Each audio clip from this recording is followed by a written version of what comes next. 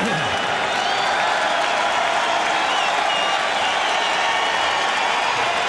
evening and welcome to the Palace of Auburn Hills, home of the two-time NBA World Champion Detroit Pistons. And this year, home to the 1993 NBA Draft.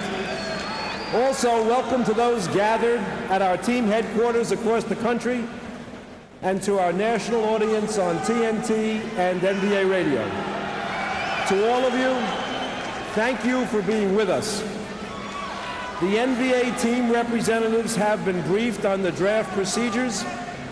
Everybody in the building knows what's going on, and our broadcasters will brief our fans. So let's get started.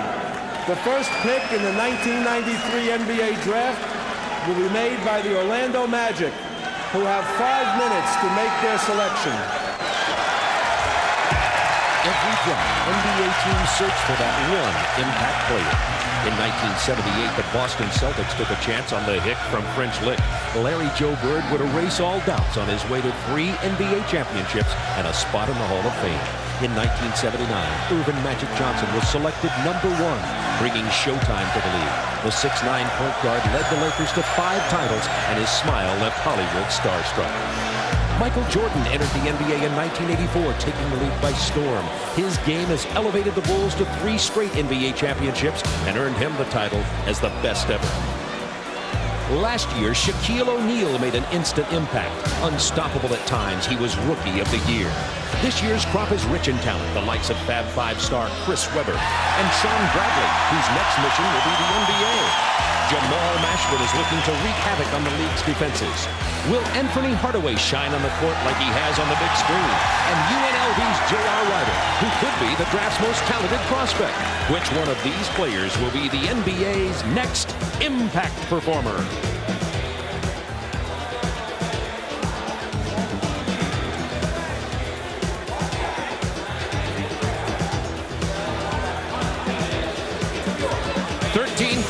Fans have gathered at the Palace in Auburn, Michigan for the draft of 1993. 54 players will be selected in the 2-round draft. The potential first-rounders, about 15 of them, are gathered here in the green room with their friends and their families, waiting to achieve instant celebrity status and, for some of them, instant millionaire status. Hello, everybody. I'm Bob Neal, and welcome back for the TNT coverage of the 1993 NBA Draft. Now, there's been a lot of talk, particularly among the top teams picking in the draft, of trades, of movement, of how they're going to pay the players, and a lot of activity has been going on. Nothing definitive has happened yet that we can announce in terms of how those draft choices are going to go. But there is NBA news happening today. One of the more surprising stories happened this afternoon in Orlando. Head coach Matty Gukas moved upstairs into the executive offices, and assistant Brian Hill took over as head coach for the Orlando Magic, the team that has the #1 pick here in the 1993 draft. Also, one trade happened today. Utah obtains Felton Spencer for Mike Brown, who'll go to Minnesota and the Timberwolves. And with me, as usual, my sidekicks, Doug Collins and Hubie Brown, 2 outstanding analysts, and before that, Doug, a player, Hubie, an outstanding coach in the ABA and the NBA. And Doug, we talk about the trade there with Minnesota. There's also some talk of some shuffling right up at the top of the draft. Well, the trade deadline, Bob, was at 2 p.m. Eastern time, so no trades can be announced at this point in time until the trades have been made, or until the draft choices have been made. Orlando, Golden State continuing discussions. One going to Golden State. They're hoping to get Shawn Bradley. Orlando getting Anfernee Hardaway, so we'll have to wait to see if that comes about tonight. Other than that, I think you look at the top 10 picks, you can pretty well slot them where they're going to be. Then from 11 on down, it's beauty's in the eye of the beholder. You got that right. Hubie Brown. Well, Bob, I think all drafts are good drafts. Some players make an impact immediately. Others, it might take 2 or 3 years. The other factor, remember, at 12:01 a.m., July 1st, this evening, 53 unrestricted free agents hit the open market.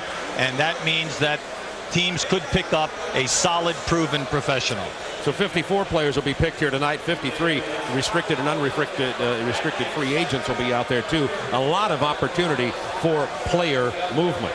With the first pick in the 1993 NBA Draft, the Orlando Magic select Chris Webber from the University of Michigan.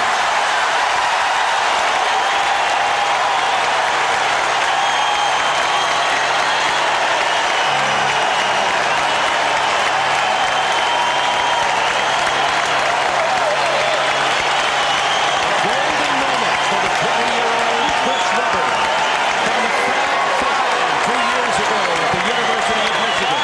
His mother and father, Mason Doris Webber. Relatives Jeffrey, Jason, David, Rachel Webber. His teammate Jalen Rose with him in the green room.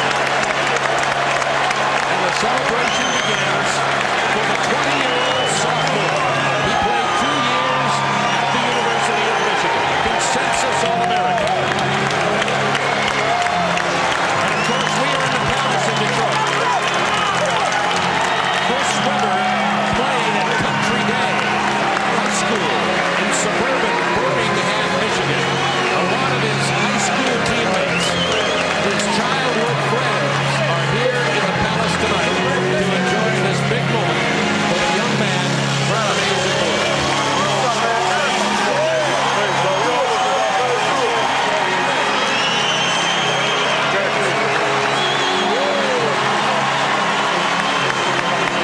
Chris Webber talking to Bobby Hurley. Said to be a surefire top 10 pick. Yeah, I got interesting, just like you said. The crowd will get loud again now as Webber enters the arena.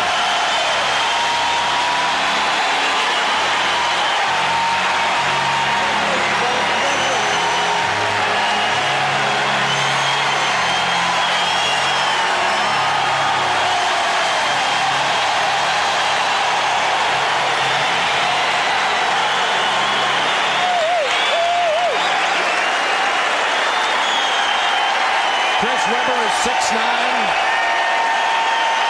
up to about 250 or 60 pounds now. 263 is weight when he was measured. The first player in history on the NCAA All-Tournament team as a freshman and a sophomore. It said it all about how far that Fab 5 and Chris Webber took the University of Michigan.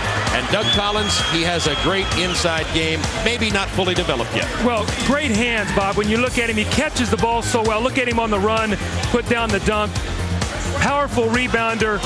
As he gets in better shape, he's going to run the floor well. Excellent rebounder. Should be an all-star in this league. He's going to have to work on his low post moves. And the one thing, Hubie, that we talked about a little bit is his free throw shooting, but he is a tremendous talent.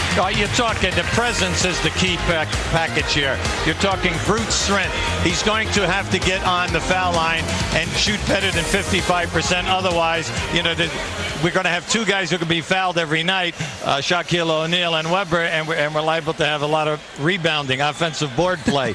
But it's two guys who, with their back to the basket, will develop, and you're going to see major input by them to develop better low post games and a more productive foul line situation. Let's meet Chris Webber. Craig Sager will be interviewing most of our top draft choices, and Craig is with Chris right now. Craig.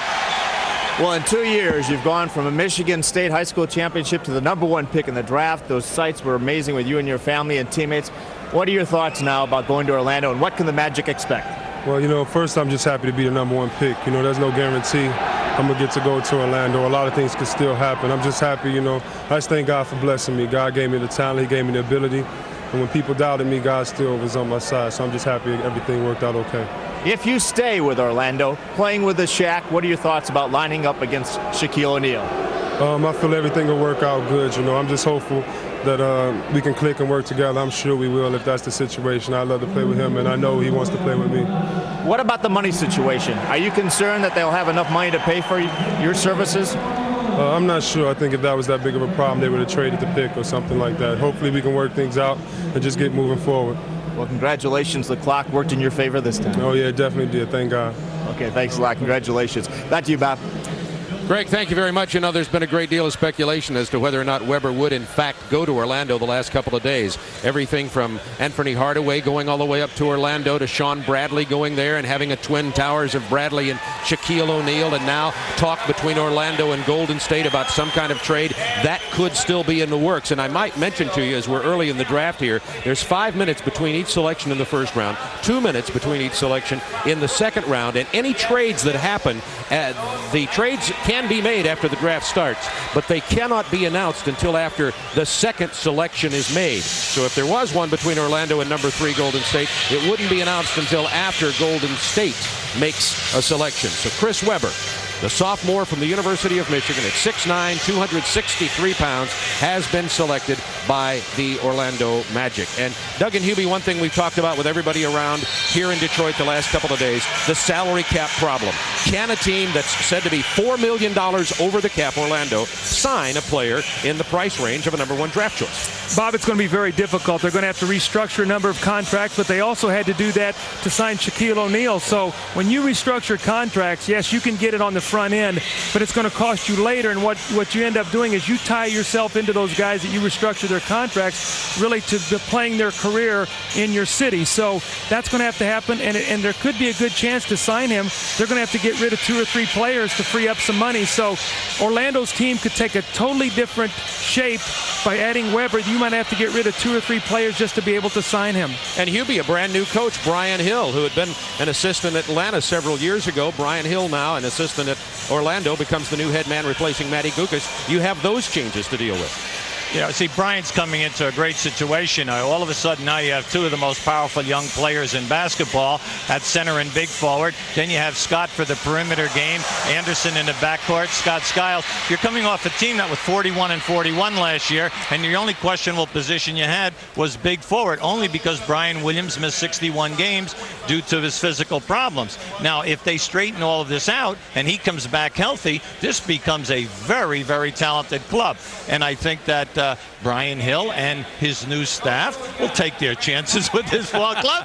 Right. I think I would, I know. Now, coming up next, we have Philadelphia with a second pick. Of course, Freddie Carter heading into his first full year as the head coach in Philadelphia. They have said earlier that they will take Shawn Bradley, and that's what everybody is speculating at this point, unless Orlando did. And since they went with Webber, that's what we're expecting Philadelphia to do. Philadelphia team that really struggled last year with only 26 wins. So the 76ers hoping to get well somewhere or other. And the commissioner of the NBA, David Stern, who will be announcing all the selections, by the way, is ready to make the announcement for the Philadelphia 76ers. With the second pick in the 1993 NBA draft, the Philadelphia 76ers select Shawn Bradley from Brigham Young University. Good stuff, right? Very clean-cut young man who spent the last 2 years in Australia on a church mission for the Mormon Church. Last played at BYU in 1990-91. He is from the small town of Cassell, Utah. Just over 1,000 population. He went to Emery County High School. Hey, thanks, man. I appreciate it. All right. Congratulations, Shawn. Hey, thanks, man. Thank you very much. Okay, Shawn Bradley dons the cap of the Philadelphia 76ers. And sitting beside me, I know, taking a look at this, Doug Collins, you were the 1973 first-round draft choice in the 76ers. Yes, and this is a young man that they can build a new team around. When you look at their team right now, you talk about Clarence Weatherspoon last year as a power player. You talk about Jeff Hornacek, Hershey Hawkins, Johnny Dawkins. They have perimeter players. The most important thing, Bob, is to be patient for this young guy. You can see him with the commissioner. He's about 40 pounds heavier than when he checked into college. He checked in at 205. He's about 248 now. And when you look at the highlights, this is a young man that can run and catch the ball and has moves. It's just he's going to have to get bigger and stronger. To give an idea, David Stern is about 5'9", to show you the difference in height. When you watch him play, he has a game with his back to the basket. He can hit the jump shots. The shot blocking, you say, well, 5 a game as a freshman, that's not so many. Well, in '91, that led the NCAA. He's blessed. He can really run. He has great eye and hand coordination. You can't bat over 400 in high school baseball unless you have that. Plus, he's an excellent golfer. He loves the water ski. He's a very well-rounded individual. You know he's going to work hard at the game. But you're talking about a guy who can change everything, the complexion of the paint. And now, for the first time, I think you're going to like this young man. Let's meet Shawn Bradley. Obviously, everybody's talking about what you could do in the NBA, but being gone for 2 years, how are you going to make up for lost time? Well, it's gonna be a long process. I mean, it's gonna take some time this summer, but I'm just gonna have to work really hard and then go from there and just try to get back in shape as soon as possible. How would you assess your athletic ability? We know the tail of the tape, how tall you are, but how would you assess your ability? Just a 7'6" kid that loves to have fun and loves to play the game. I feel, at 7'6", being able to play many different sports has been a benefit all my life, and I enjoy the game a lot. My heart's into it, and I just want to go out and be the best I can be in anything. If your heart's into it and you love the game, was it tough to miss it for 2 years doing your mission? It wasn't the easiest thing to do, leaving basketball, but I tell you what, I would not trade my missionary experience for anything in the world. It's the best thing to have prepared me for the rest of my life than anything I could have done at that time. I love serving my mission, and even though I love basketball with all my heart, my missionary work was something that I'll never regret. Doug Collins was the #1 pick in the whole draft, went to Philadelphia in 1973. He knows the fans are great, but they can get down on you. How are you going to handle any negative criticism? Well, if I had listened to negative criticism, I'd have stopped playing a long time ago because it's just part of the game. But as long as I go out and remember the things that I grew up with and play hard and give them 100%, then I know things are going to be okay. Well, good luck. I know Philadelphia is awfully happy right now. May see the Sixers with some half-court traps with Bradley in the lane. 7'6", 250 pounds. Coming up next, Golden State. Is there a deal happening out there? We have Ernie Johnson out in Oakland. We'll be getting that in a moment. Golden State coming up next. Quickly, Doug Collins, you have something for fans to look for here. Yeah, if Anfernee Hardaway is a selection, there still could be something going on with Orlando. They might make a deal for Weber instead of Shawn Bradley, but the pick has been Mashburn all along. If it's Hardaway, it might still be something going, so keep our eye on that. Okay, well, we're just about ready for the #3 pick in the 1993 NBA draft. The first two have been Chris Webber and Shawn Bradley, and now here's David Stern. With the 3rd pick in the 1993 NBA draft, the Golden State Warriors select Anfernee Hardaway from Memphis State University.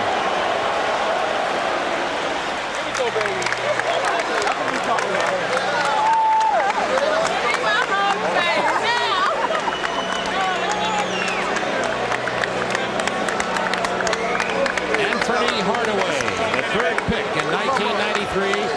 His grandmother, Louise Hardaway, in the green room with him, hugging him. You just saw a shot of her a moment ago. Faye Patterson, his mom, getting a hug. His coach is with him. A wonderful moment for Anfernee Hardaway, 6'7", right near 200 pounds, from Memphis State, the greatest player in the history of Memphis State, certainly while he's been in college. Some people say they remind him of a young Magic Johnson. He is a ball-handling point guard at 6'7". He can play 2 or 3 positions if he needs to, and now he dons the cap of the Golden State Warriors. And Hubie, the question might be, how long will he wear that Golden State Warriors cap as Anfernee Hardaway now enters the arena? Well, it's interesting because the scouts that you truly respect in this league feel that he is the best player in the draft. We're talking about a tremendously talented individual, 2-time player of the year in his conference. He makes everyone else better. He not only can score, penetrate, make the pass, but he's also a premier rebounder, averaging over 8 a game at the college level. Anfernee Hardaway, 6'6" to 6'7", 200 pounds. And Doug Collins, when we look at this video, you see a tremendous talent. I'll tell you something else to compliment you, too. He reminds me a little bit of a young Doug Collins. Well, the thing I love about him is he loves to play basketball. He can beat you off the dribble. He can pull up and shoot the shot. He's very, very unselfish. I'm in agreement with Hubie. I feel like he's the best player at this point in time in the draft. I just think he makes people better. You watch him run the fast break. He plays with a smile on his face with this infectious enthusiasm, and I think that just transcends down to the team. I just think he's a wonderful player, and you see his body right now, and he's going to get bigger and stronger as he continues to mature. Great all-around player, needs to have a little bit more weight. Any other comments about that, Hubie, about how we look at him as he moves into the pros? Yeah, but we've seen that with all of the great ones that come in with his type of a slender build. They develop, they get on the weight program, the power weightlifting, they bulk up in the upper part of the body without it disturbing their shot or their passing skills. Let's meet Anfernee Hardaway. He's with Craig Sigger. Well, Hubie and Doug both agree you're the best player in the draft. You go third, not first. Now there's talk that you won't stay with Golden State. You may get traded. How much anxiety is going through you right now? I don't know. I'm very happy. I was kind of feeling sad when I came in, kind of nervous, but I'm pretty good right now. You're spending a lot of time on a Hollywood set doing Blue Chips. Can you compare the stage there and the stage you just stood on now? Well, nothing compares to this. You only get drafted once, and it's a feeling of a lifetime that I'll never forget. After the disappointments in high school, going through Proposition 48, then going to Memphis State, making the Dean's List, what was that process like? Well, it was a hard process, but I knew that I could do it. In high school, I didn't want to do it. I didn't prepare myself to get my homework and all that, but then, once I got to college, I knew I had to. So that's when it all came into place. It wasn't that I couldn't, I just didn't want to. So I just made the change to college and started doing it. Great example of if a kid's coachable, chances are he's also teachable. What about the comment about another Magic Johnson? That's not a fair assessment, but it comes from Magic himself. Well, Magic is one of my best players, that's in the NBA right now, and because of the height, and the passing ability of Magic and myself, then they compare us. It's a great comparison because I love Magic's game. Well, good luck. Congratulations with whatever team you go to. All right, thank you. Bob? Anfernee Hardaway is the third selection to Golden State. Anfernee Hardaway, by the way, was on the Dean's List. This is a smart young man, and he had to overcome some very tough times in high school. He was shot in the foot. Many people thought it could end his athletic career. But Anfernee Hardaway, by the way, I want to mention one other thing about the movie that Craig mentioned, Blue Chip, starring Nick Nolte. That's being filmed out in Hollywood, and Anfernee is playing a role in that movie. That was the reference made. But here's a man who could really revolutionize a team. Think of him with any kind of inside game, passing game, small team like Golden State. Well, I think the team right now sitting back is Dallas. They were sort of hoping that Jimmy Jackson and Anfernee Hardaway were going to be their backcourt of the future. They're going to get a great player in Jamal Mashburn, but I think they sort of had their eyes set on Anfernee Hardaway. Bob, one thing I would like to say right now at this point, people say, well, if there's going to be a trade with Golden State and Orlando, why didn't Orlando take Shawn Bradley? Well, it might be that you take Shawn Bradley, you can't work out a deal. If you can't work out a deal, you've got Chris Webber, so you keep him. You've got your power forward that you want. If you can make out a deal, maybe they want a Webber and you get a Hardaway. So I think from Orlando's point, if you take Shawn Bradley, you better be sure that you can make that deal, or all of a sudden you're looking at a guy maybe you can't sign. Now you got Shaquille and Shawn Bradley. So I think that's why what happened and what transpired did tonight. So a bit of self-protection may be involved in that too. Yes. Well, our next pick coming up, there's some scrambling going on in Dallas right now. Dallas made it no secret they would really like to have Anfernee Hardaway in the backcourt with Jimmy Jackson. But the man who is left, who's impressed everybody in his meetings, left at this point, among many others, Jamal Mashburn. Well, Jamal Mashburn is 6'8", 240. We're talking about a tremendously talented young man. Not only can he post up and play inside for you, but he has the range of the best small forwards in the league. This young man is a three-point shooter, not from college range, but from NBA range. He can take it off the dribble. This guy right now, you're not being stuck with anyone. You are getting a premier top talent in this draft. And we all know over the last 3 days, he also could have been the #1 pick in this draft. Orlando very impressed when they had a meeting. Now, Dallas only won 11 games last year. Remember, Jimmy Jackson looked great, even though he came in midseason. Doug Smith, Randy White, some of the top choices that they have had. Here's a look at Dallas as they stack up. Well, if you look at their team right now, you've got now Derek Harper and Jimmy Jackson in the backcourt. You have a Doug Smith. You have a Jamal Mashburn. You have a Sean Rooks. So their team is much, much better at this point. So I'm sure Quinn Buckner is sitting back right now in Dallas thinking, we now have the makings of a team that now can be competitive and can get better as the season goes on. Because when you have young players, you expect them to improve. Roy Tarpley is still out there. Naturally, a major question mark. Played in Greece this past season. Got off to a terrific start during November and December. Had a severe injury, missed a number of weeks, gained some weight now, but came back strong. Now, the big question is, how about if he comes back, passes his physical, and also is reinstated in the NBA? All of a sudden, you are now a premier team for playoff time. And let's find out who Dallas' pick is. Here's David Stern. In the 1993 NBA draft, the Dallas Mavericks select Jamal Mashburn from the University of Kentucky.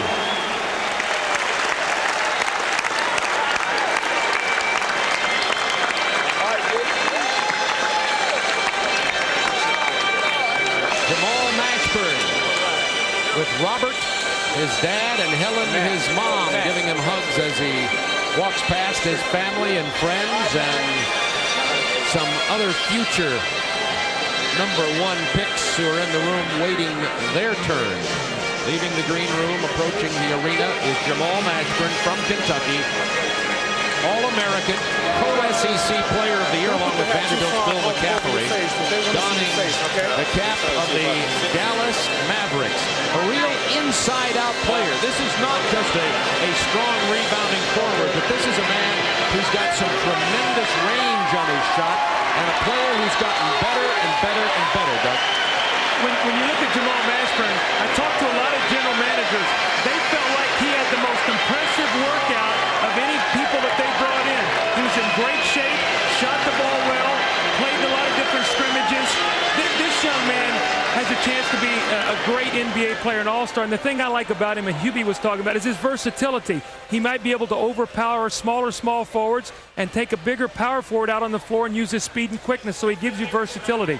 We use the word inside-out player for this fella. Well, absolutely. And the big thing that you like about him is he's extremely coachable, and he plays big in the big games. He's a hard worker. He's in a program that anytime that you're in a program that presses and traps, you know that you must lay it out on the line every day at practice as well as the games. Jamal Mashburn, he was certainly a man at Kentucky. He played his high school ball at Cardinal Hayes in the Bronx, New York. Problem versus quicker players, probably not a great problem unless you're dealing with somebody like a, well, say, Michael Jordan. Let's go to Craig Sager now with Jamal Mashburn. Well, Hubie says post-up moves, NBA range. Doug says versatility. Have the Mavericks drafted a power forward or a small forward? I think they're going after everything. I think I'm going to go down there and play very well and just love the organization. And I'm just glad I got picked by Dallas. Great state. Why?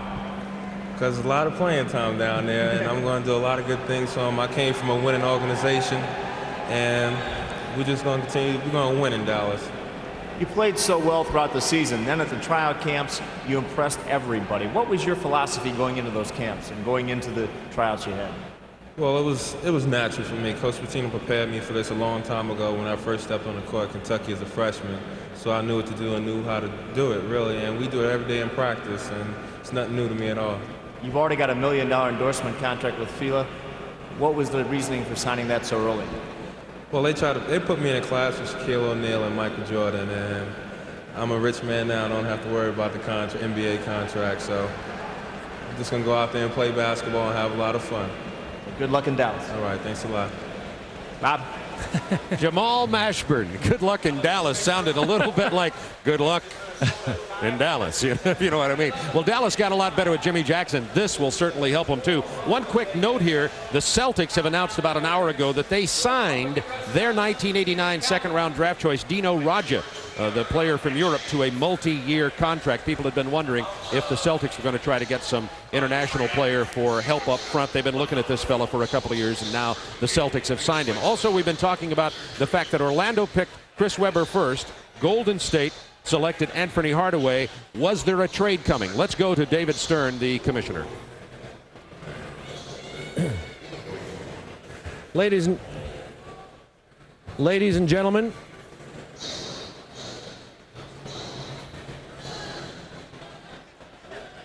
having a little bit of a PA problem is the reason for the pause from the commissioner. Ladies and gentlemen, I'd like to report a trade.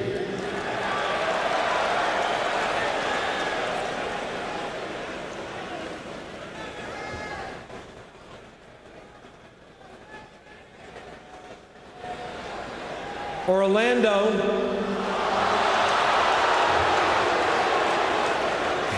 has traded the draft rights to Chris Webber to Golden State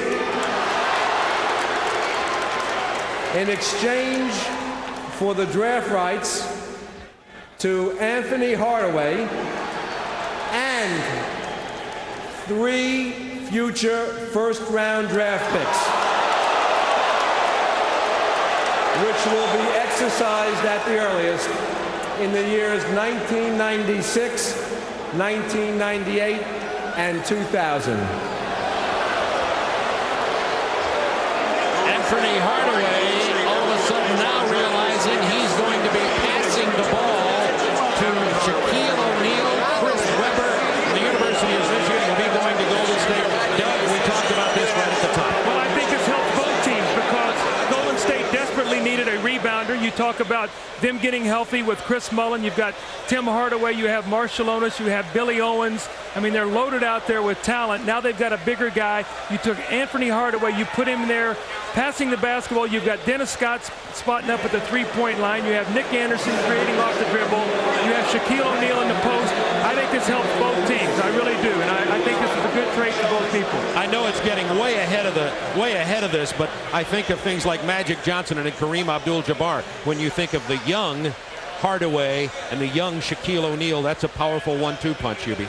Oh, absolutely. The thing that you always want, especially because Orlando plays upbeat basketball. All right, they're a team that loves to play at 110 to 125 points to begin with. So what you need is a director and also another guy who can rebound for you. And from that point position, he can do that. He can do everything. He can not only hit the outside shots, create off the dribble, but post up. And the other thing which is interesting are the 3 future firsts. You cannot give away a first in back-to-back years. So what you must do is space the 3 firsts. So when you think about it a second, they didn't really strip themselves at Golden State. They'll always have a first-round pick every other year down the line.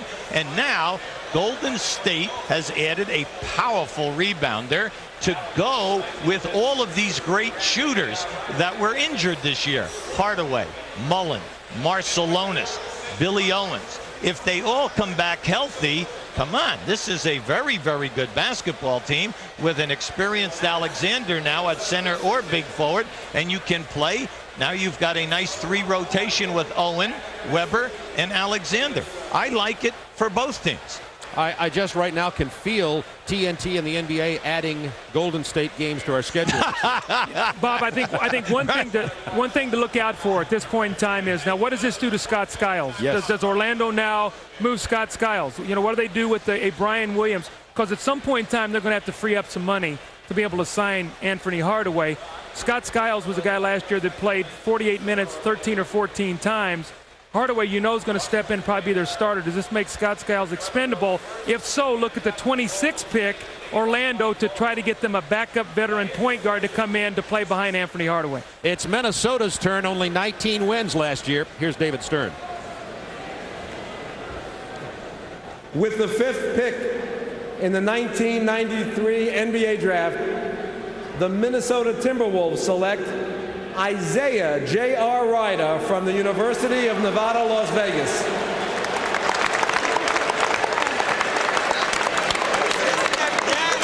J.R. Ryder said just before this, I want to be called Isaiah beginning now. And he is the first senior taken in the draft, to show you the quality of these undergraduates who have been called out here. So, J.R., call me Isaiah from Nevada, Las Vegas. He's 6'5", 225 pounds. Big-time offensive player. He can defend, has a great inside-outside game.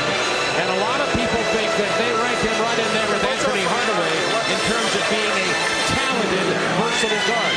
Not the point guard that Hardaway is, but a versatile player.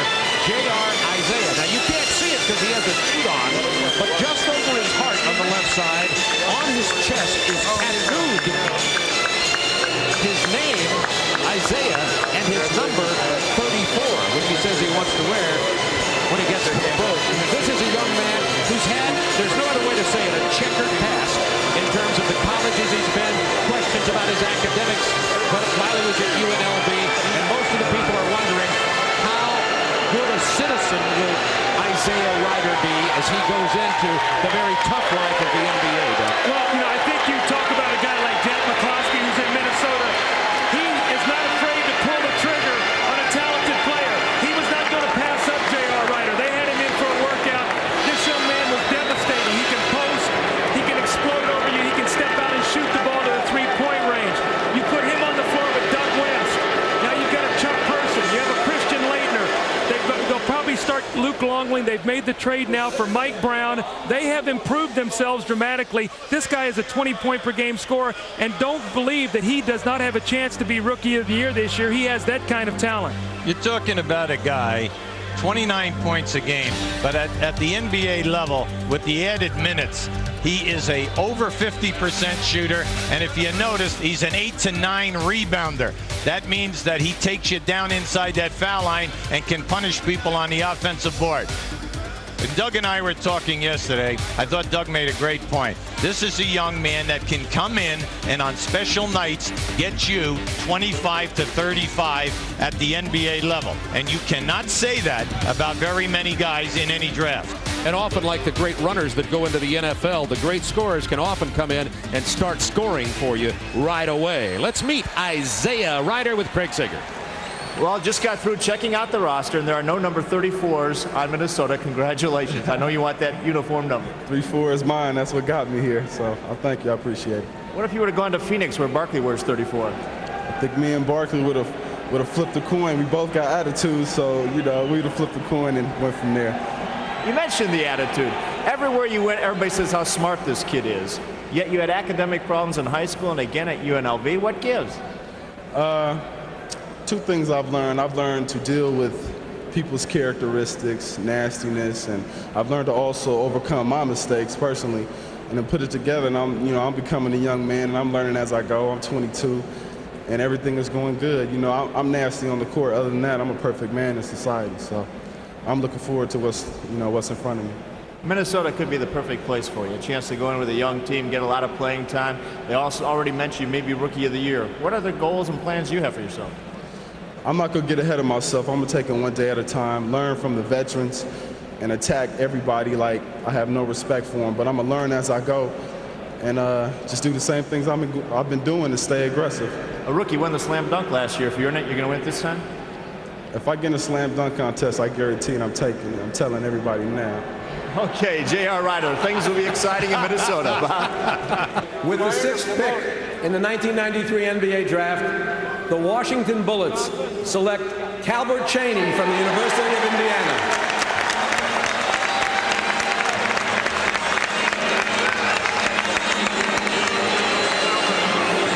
Go Big Red, Calbert Chaney, a Bobby Knight product from Indiana University. His mom, Elizabeth Crawley, is with him. His stepdad, Edgar Crawley, family and friends wishing him well. A fine young man, and when I say that, he's a well-balanced person.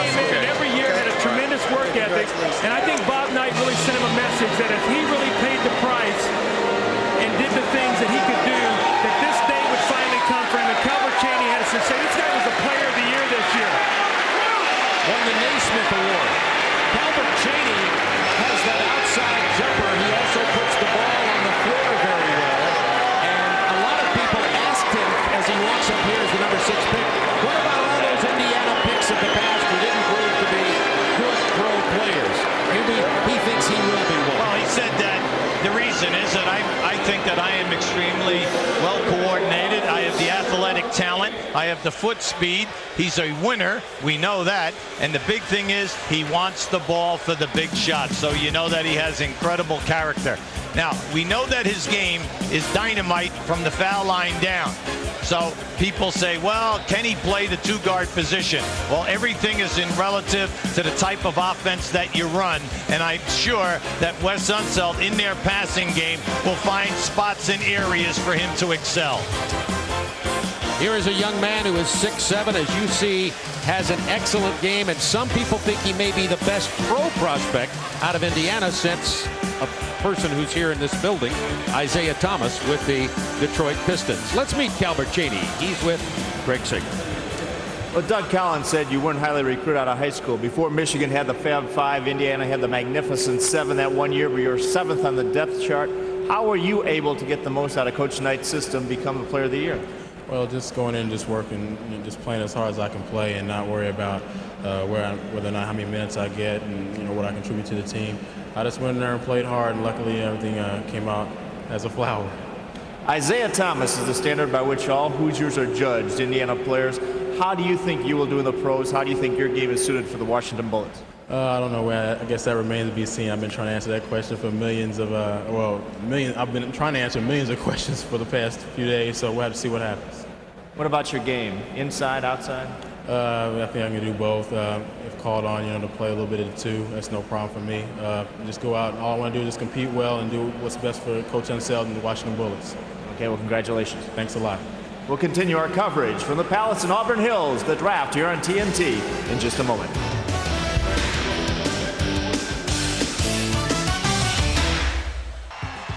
In 1984, the Philadelphia 76ers held the 5th pick in the draft, who would join an already star-studded team. I hope I can learn from Moses and Dr. J and all the great players they already have. Charles learned his lessons well. After 8 turbulent seasons in Philadelphia, Barkley was traded to Phoenix, where he was named Most Valuable Player and led the Suns into the NBA Finals. This is the AT&T Draft Flashback.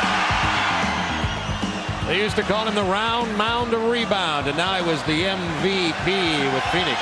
We're at the Palace in Auburn Hills for the 1993 NBA Draft. Chris Webber, the first selection, traded to Golden State. Shawn Bradley at Philadelphia. The Sixers hope he will stay there. Anfernee Hardaway has been traded to Orlando to match up with Shaquille O'Neal. Jamal Mashburn went to Dallas, and Isaiah J.R. Ryder out of UNLV went to the Minnesota Timberwolves. Calbert Cheney from Indiana University moments ago to the Washington Bullets. Now, coming up next, the Sacramento Kings. Sacramento winners of only 25 games last year. They had a ton of games missed with injured players. Richmond, Williams, they need some physical presence. They also need a good point guard, and a lot of people, including Sacramento, have said right along, without any doubt, without any covering it over, we're going to take Bobby Hurley. Let's find out if that's what the case is. Here's David Stern. With the 7th pick in the 1993 NBA Draft, the Sacramento Kings select Bobby Hurley from Duke University. Bobby Hurley hugging his dad and his mom, Robert Hurley Sr. and Christine Hurley. Bobby, 6 feet tall, led Duke to the national championship. And Doug Collins, this is a man that your young son, Chris, who plays at Duke, knows very well, and that you've learned a great deal about. Number 8 in the draft to Sacramento. What do you think? He's a winner, and he's a physically very talented player.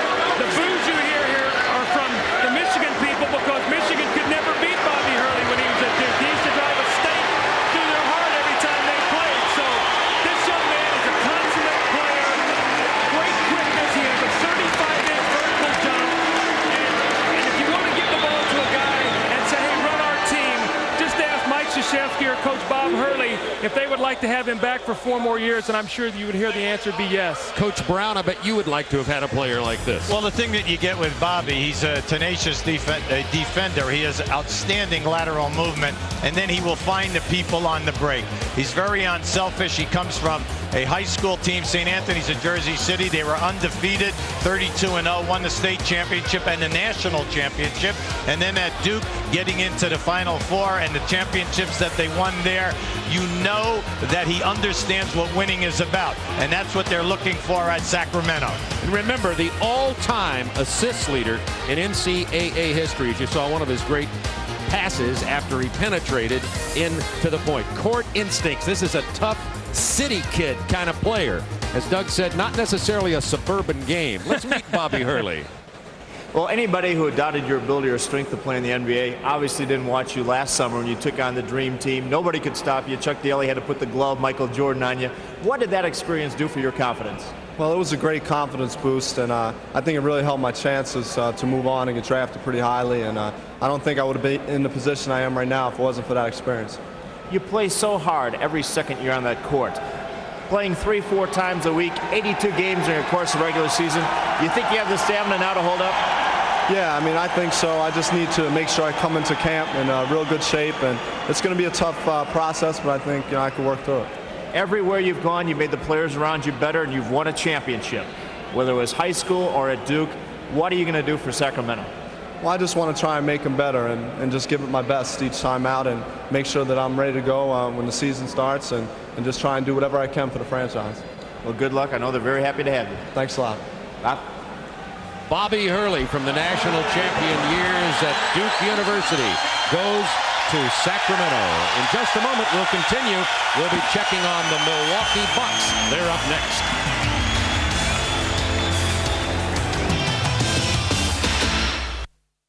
Back to the Palace in Auburn Hills, Michigan at the 1993 NBA Draft. Next up, the Milwaukee Bucks. Now, Milwaukee is a team that won 28 games. They started on fire last NBA season, then really hit a slump, finished 12th overall in the Eastern Conference. And Mike Dunleavy there has a lot of rebuilding to do, particularly up front. They have to improve their rebounding and shot blocking, and the indications are that Milwaukee is going to go big with their draft choice. Well, I think when you look at their ball club, last year they picked up speed by Murdoch, Mayberry, Day, Edwards. So they went young. They got the quickness on all the perimeter positions. Now what he's trying to do is to go big and with quickness and shot blocking, because now you can go down the floor and you can play multiple types of defenses. I think that's what Mike might have in the future for Milwaukee. And Moses Malone, unrestricted free agent, is going to be allowed to walk. And then it's going to come down to what are they going to do with Shays and Bukowski and a few of the other older fellas. Let's see if Milwaukee decides to go big with the pick that they have in the draft, which comes up at number 8. Here is Milwaukee. With the 8th pick in the 1993 NBA Draft, the Milwaukee Bucks select Vin Baker from the University of Hartford. From Little Hartford comes Vin Baker. 6'10 and a half, 225 pounds, 22 years old. You see him there with his mom, Jean. Some close family friends. James Baker giving Vin a hug there. And Vinny Baker's very multi-talented. He could play small forward, big forward. He certainly got the height to play at the big forward position. But one of the questions that reaches right out to you right at the very beginning, Hubie, as he played at Hartford, has he seen the competition, and has he had a good measure? Well, okay, Scottie Pippen, Dennis Rodman, Kersey at Portland. Come on, I mean, if you have the talent, you are going to develop. If you're going to be coachable, you'll have the work habits. He has the frame, and he already has the timing. Plus, he was the 4th leading scorer in the country last year at 28 points a game. So the shot blocking is what they're looking for, as well as the quickness and rebounding. And of course, Reggie Lewis came out of that same conference. We see how Reggie Lewis developed into the captain of the Celtics. Bob, in talking to Mike Dunleavy, I think the pick came down between Vin Baker and Rodney Rogers from Wake Forest, who's a little bit bigger, a little bit stronger. I think they feel like the upside of this young man. He's a little bit taller, and he's going to fill out, and he has a little bit more versatility. So I think that's what the pick came down to. Mike Dunleavy decided to go with Vin Baker. A little bit of the look of the man is, again, he's a 6'10.5" player who can play small and big in terms of the 3 and 4 positions in the NBA. Well, look at him put it on the floor in a spin move, and then you hang in the air and you take it away from the defense. I mean, when he gets stronger, his game is only going to expand. I mean, you see the weakness free throw shooting. That's something you can definitely improve on. This guy has got the wingspan and the height to play 2 positions for Milwaukee on the front court, which is what they need. And now representing Hartford, here, let's meet Ben Baker. Well, not being on TV a lot in college, then moving up to the NBA is a tall order. What about the level of competition? How do you feel you're prepared? I feel I'm prepared well for the NBA. You know, it's a great spectrum for basketball, and I feel I've been prepared myself well for it. You're nearly 7 feet tall, but you led the team in three-point shooting. What kind of player are the Milwaukee Bucks getting? You know, they're getting the inside, outside better player who can put the ball on the floor effectively and a tremendous competitor. So I'm looking forward to going out there. It's a big adjustment not only on the court but also off. You grew up right by Hartford. Your father is the minister at the church. You go home singing the choir every Sunday. What about leaving home? It's going to be a tough adjustment, but I'm looking forward to it. I love the game of basketball, and I'm sure my family will stay with me spiritually, so I'm looking forward to it. Reverend James is going to miss you in that choir, though. Definitely, yeah. Okay, good luck, Bob. With the 15th pick in the 1993 NBA Draft, the Atlanta Hawks select Doug Edwards from Florida State University. So the Seminole from Florida State, Doug Edwards, goes to the Atlanta Hawks, as Doug and Hubie predicted might happen. A skilled player, inside-out abilities, pretty good passer. He was said to be 6'9", and his bare feet he measured 6'7", so he's one of these players who shrunk a little bit when he was measured. He is, as you see here, in the Palace in the green room, and he puts on the cap of the Atlanta Hawks. How about that size differential? Will it matter?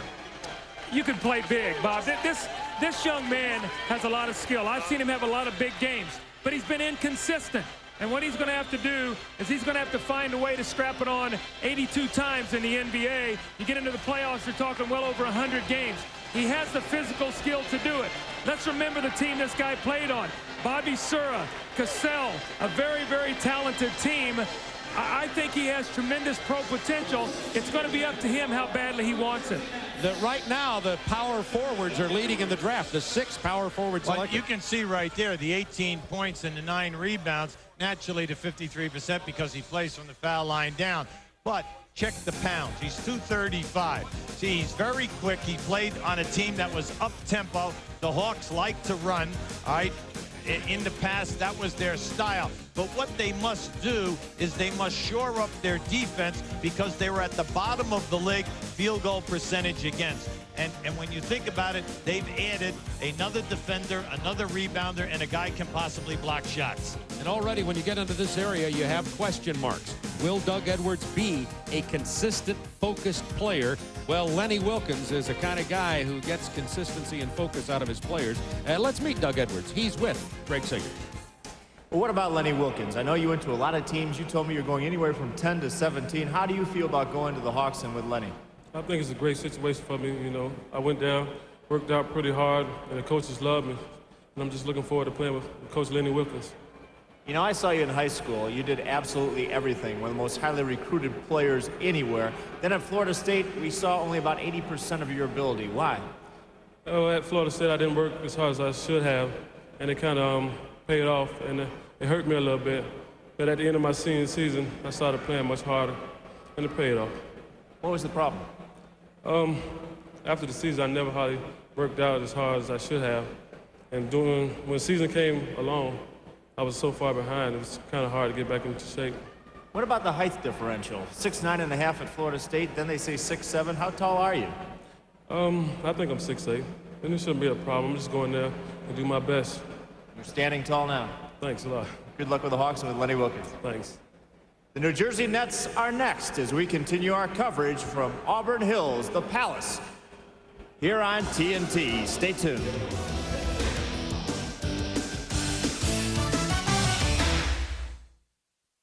Back at the Palace in Detroit. Next up, the New Jersey Nets, who won 43 games last year, were 6th in the East, coached, of course, by Chuck Daly. The New Jersey Nets with the selection coming up next. And, well, of course, the tragic loss of Drazen Petrovic and Chris Dudley, their very effective, hard-working center, goes to free agency. Well, you look at their key additions. P.J. Brown, a young man that was drafted last year, has signed a forward that will play for the New Jersey Nets next year. They've added Benoit Benjamin. They traded him for Sam Bowie. So we'll have to see. Speculation is they'll go for a two-guard, maybe a Greg Graham here to replace the position of the loss of Drazen Petrovic. Let's see what they do. Here's David Stern. With the 16th pick in the 1993 NBA draft, the New Jersey Nets select Rex Walters from the University of Kansas. Rex Walters, 6'3", 201 pounds, 34-inch vertical leap. He is a left-hander, very solid player. Went to high school in San Jose, California. Was born in Omaha, played at Kansas. Here's a guy you know, Hubie Brown. Yeah, well, he was at Northwestern for 2 years and made the All-Big Ten. Now, in the last 2 years at Kansas, first team All-Big 8. Now, this young man has three-point range. You see he shot it at 43%. He's a courageous guy. He has never seen a shot that he didn't like. All right, a typical Doug Collins protege. All right, but this young guy has got that type of scoring ability. Now, the quickness, the lateral movement, that will be something that he can work on. But everything else is there. The competitor, the shooting ability, the ability to catch and shoot on the move. A lot of people even feel like he has some point guard skills, that he might be able to play in the backcourt as a point guard a little bit. So good choice here. I thought they would go with the guard. I'd looked down on my sheet here, and I'd seen Greg Graham and Rex Walters' name, and they decided to go with Walters. I think it's a good pick for them. Two left-handers in the backcourt also when Kenny Anderson comes back. Well, hopefully Kenny Anderson will make a speedy recovery and that he'll be able to come back at 100%. He had such an outstanding season last year, and naturally when you play with a great penetrator, you always want the off guard to be a high percentage guy who can shoot the three-pointer, and Rex Walters has that type of range. So now we're not saying that he's in a Petrovic class. Drazen is one of the greatest that we've had at that area, three-point shooting in the history of the league.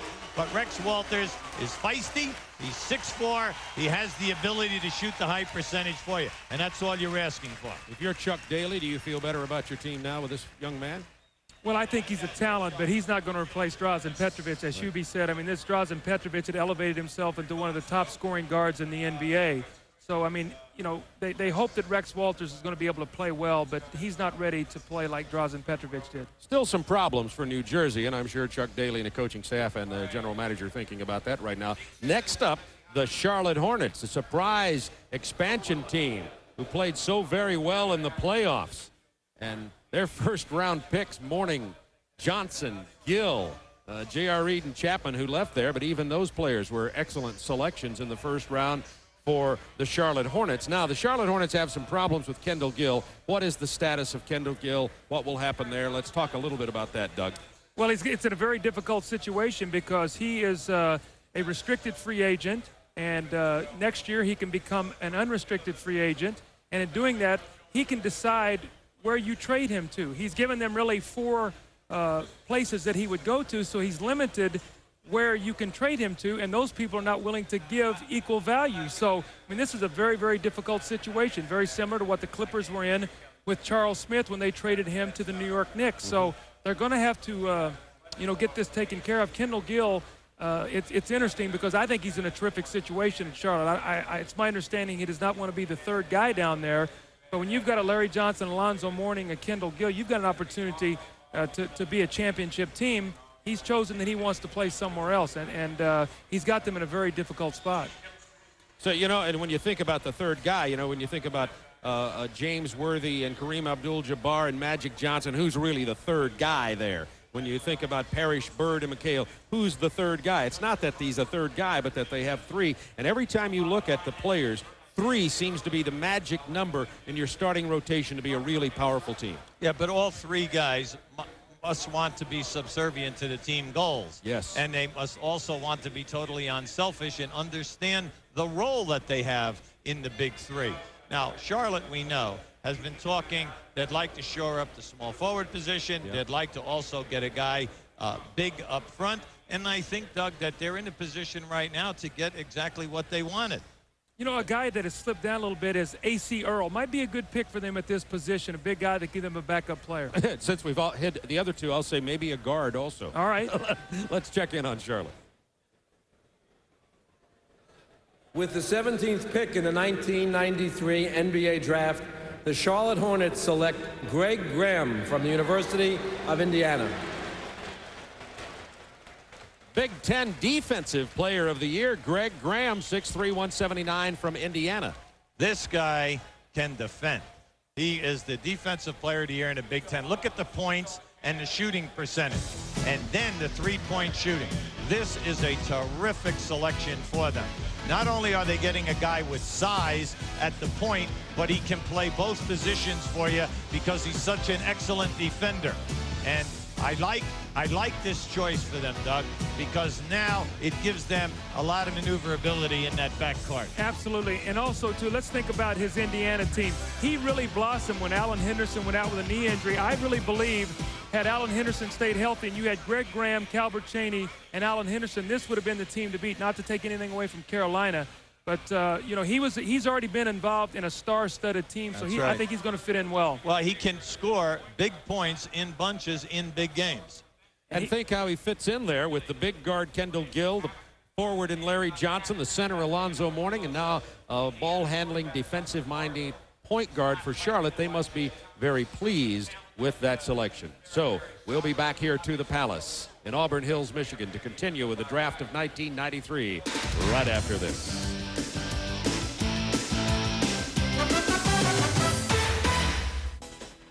This edition of the AT&T Draft Flashback takes us back 1 year ago when the second prize in the draft was Georgetown All-American center Alonzo Mourning.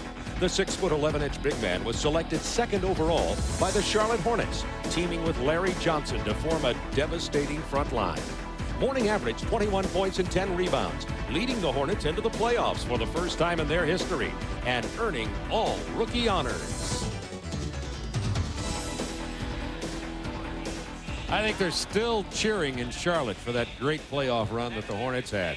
Bob Neal, Doug Collins, Hubie Brown back with you at the Palace in Auburn Hills, Michigan. Utah Jazz up next. We talk about one of their needs being a replacement for the aging center Mark Eaton. Here are the centers remaining. Shawn Bradley, of course, already went to Philadelphia in the second pick.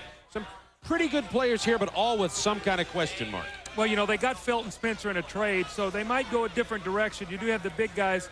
You know, I've heard they like Scott Burrell out here also, the young player from Connecticut, so we'll have to see. Well, let's find out who Utah selects now. Here's David Stern. With the 18th pick in the 1993 NBA Draft, the Utah Jazz select Luther Wright from Seton Hall University. Luther Wright is here in the Palace.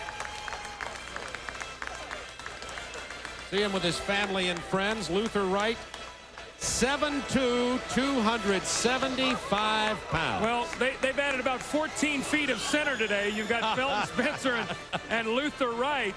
And you talk about shoring up the middle. QB, we saw him yesterday walking around here in a tank top. This young man has really been lifting weights. He is gigantic.